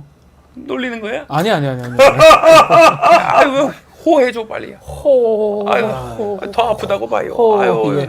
땀은에 라고 그렇죠. 하셨잖아요. 이제 좀 빨리 하시라고. 쉬셔야죠. 예. 나 아직 좀 팔팔하다고 봐요. 푹 쉬세요. 네. 안철수 의원은 오늘 안 나오십니까? 의료 문제 이거 굉장히 그러니까 그 질문 그 얘기를 심각합니다. 듣고 싶어요. 예. 정말 한탄스럽습니다. 어떻게 이건 무너지면 사실 정권의 붕괴를 초래하는 거 아니겠습니까? 그렇군요. 예, 끝입니다. 뭐 그 정도밖에 안 합니까? 의료인이시잖아요. 그렇죠. 그런데 개그를 하지 말라 그래서 하나 할까요? 하고 가세요. 절임 배추. 예. 고양이들이 가장 좋아하는 한국의 도시가 있다고 합니다. 난 알 것 같아. 아십니까? 난 들었어 이거. 고향. 예. 양양. 맞습니다. 맞췄다. 네네네. 예, 맞췄어요. 혹시 예. 택시 기사들이 스님을 싫어하는 이유 아십니까? 무임승차. 절로가. 예. 아니 여기까지 제가 하겠습니다. 짧은 컨설팅을 시간이 많지 않기 예. 때문에 오히려 누구한테 합니까? 안철수 의원이 안철수 의원은 지금 정치 생명을 사실은 걸어야 돼요. 그래야 됩니까? 여기서? 국회의원을 한 번 더 하는 게 중요한 게 중요하지 아니거든요. 않죠. 그러면 오히려 안철수 의원은 지금 본인의 노선을 분명히 하는 거죠. 왜냐하면 두 가지. 네. 하나는 의정 갈등. 어허. 그다음에 또 하나는 최상병 특검이잖아요. 두 개. 본인이 최상병 특검 더군다나 찬성을 하고 있어요. 찬성했어요. 그래서 오히려 저는 더 강력하게 밀어붙이는 거예요. 그다음에 또 하나는 의료개혁과 관련해서 저는 이 부분도 적어도 내년도에 확정된 2025학년도 숫자는 손을 못 대도, 그러니까 안철수 의원한테 제가 드리는 안철수 조언입니다. 의원입니다. 컨설팅. 예. 그러면 오히려 이때 안철수 의원이 나서서 2026년도부터는 야당과 협의를 해서 결정을 하겠다. 의료계와 협의해서 결정하겠다. 이것만 꺼내들어도 안철수 의원이 상당히 주목도가 높을 수 있는데. 알겠습니다. 저 얘기한 사람 이름이 누구요? 관등성명요? 관등성명 대봐요. 관등성명 뉴스토마토. 내가 후보자인데 이름을 얘기 안 해? 뉴스토마토 저 패널. 국적이 어디요? 예? 국적. 패스포트 꺼내봐요. 국적? 국적이 코리아, 어디요? 코리아. 말레이시아요? 일본 코리아. 코리아? 네. 노스코리아요? 아니, 근데, 고맙습니다. 아유, 네. 그 청문회 힘드시죠? 박근혜 대통령은 죄가 없습니다. 내가 그 같은 세대 아닙니까? 그러니까 무죄라고. 죄가 없습니다. 아, 뇌물죄 아니라고요? 이름이 누구요? 저 박지훈이요. 예. 관등성명 대봐요. 소령 출신입니다. 아 지금 조령입니까? 지금은 아니, 진행하고 그러지 말고. 있습니다. 제대로 얘기를 안 해? 예비역이잖아요. 어째 제작진 예비역이잖아요. 웃어? 제작진 이름 대봐요. 잡아놔요. 관등성명 대봐요. 똑같은데요. 아니 이상민 크리에이터 다음부터 나오지 말래. 아니, 알겠습니다. 근데 자 짧게 시간이 네, 우리 이제 정리해 1분 주십시오. 정도 언제 돼요. 끝났습니다. 정리해 주셔야 그러니까 됩니다. 저는 예. 무슨 말씀이냐. 예. 이명박 전 대통령도 뭐 처음에는 대운하 이야기를 했단 말이에요. 네. 근데 이게 4대강 사업이 됐다가 나중에 4대강 살리기가 됐다가 뭔가 이 나중에 흐지부지 되는 상황이 네, 와요. 네, 네, 네. 저는 공감대가 참 중요하다. 음흠. 약속을 지키기 위해서는. 네. 그러니까 결의와 의지도 중요하지만 여러분도 아시겠지만 주변 사람들과의 어떤 공감대 이게 공감대를 중요한데 확보해라. 짧게 정치인이라면 오바마 전 대통령은요. 예. 본인이 취임을 했을 때 본인이 민주당이잖아요. 아들 부시 대통령이 임명했던 로버트 게이츠 국방장관을 그대로 유임시킵니다. 저는 이 놀라운, 왜냐하면 공감에서 이 통합과 화합만큼 좋은 공감은 없거든요. 네. 그러니까 저는 정치인들이 누가 국가 최고 지도자이든 아니면 어떤 정치 세력의 리더이든 간에 여러분들 항상 생각해야 될 것은 약속을 지키기 위해서는 공감을 해달라. 알겠습니다. 자, 오늘 배민도 아주 유쾌하게 마무리를 좀 하겠습니다. 배종찬 소장, 또 이상민 PD 두 분 감사합니다. 고맙습니다. 자, 뉴스 인사 프라임 유튜브 멤버십 회원에게만 우선 제공되고요. 당일 저녁 일반에게 공개가 됩니다. 회원 가입 방법은 게시판 통해서 확인 가능하니까요. 많은 관심과 참여 부탁드리겠습니다. 저는 내일 아침 다시 찾아오겠습니다. 고맙습니다.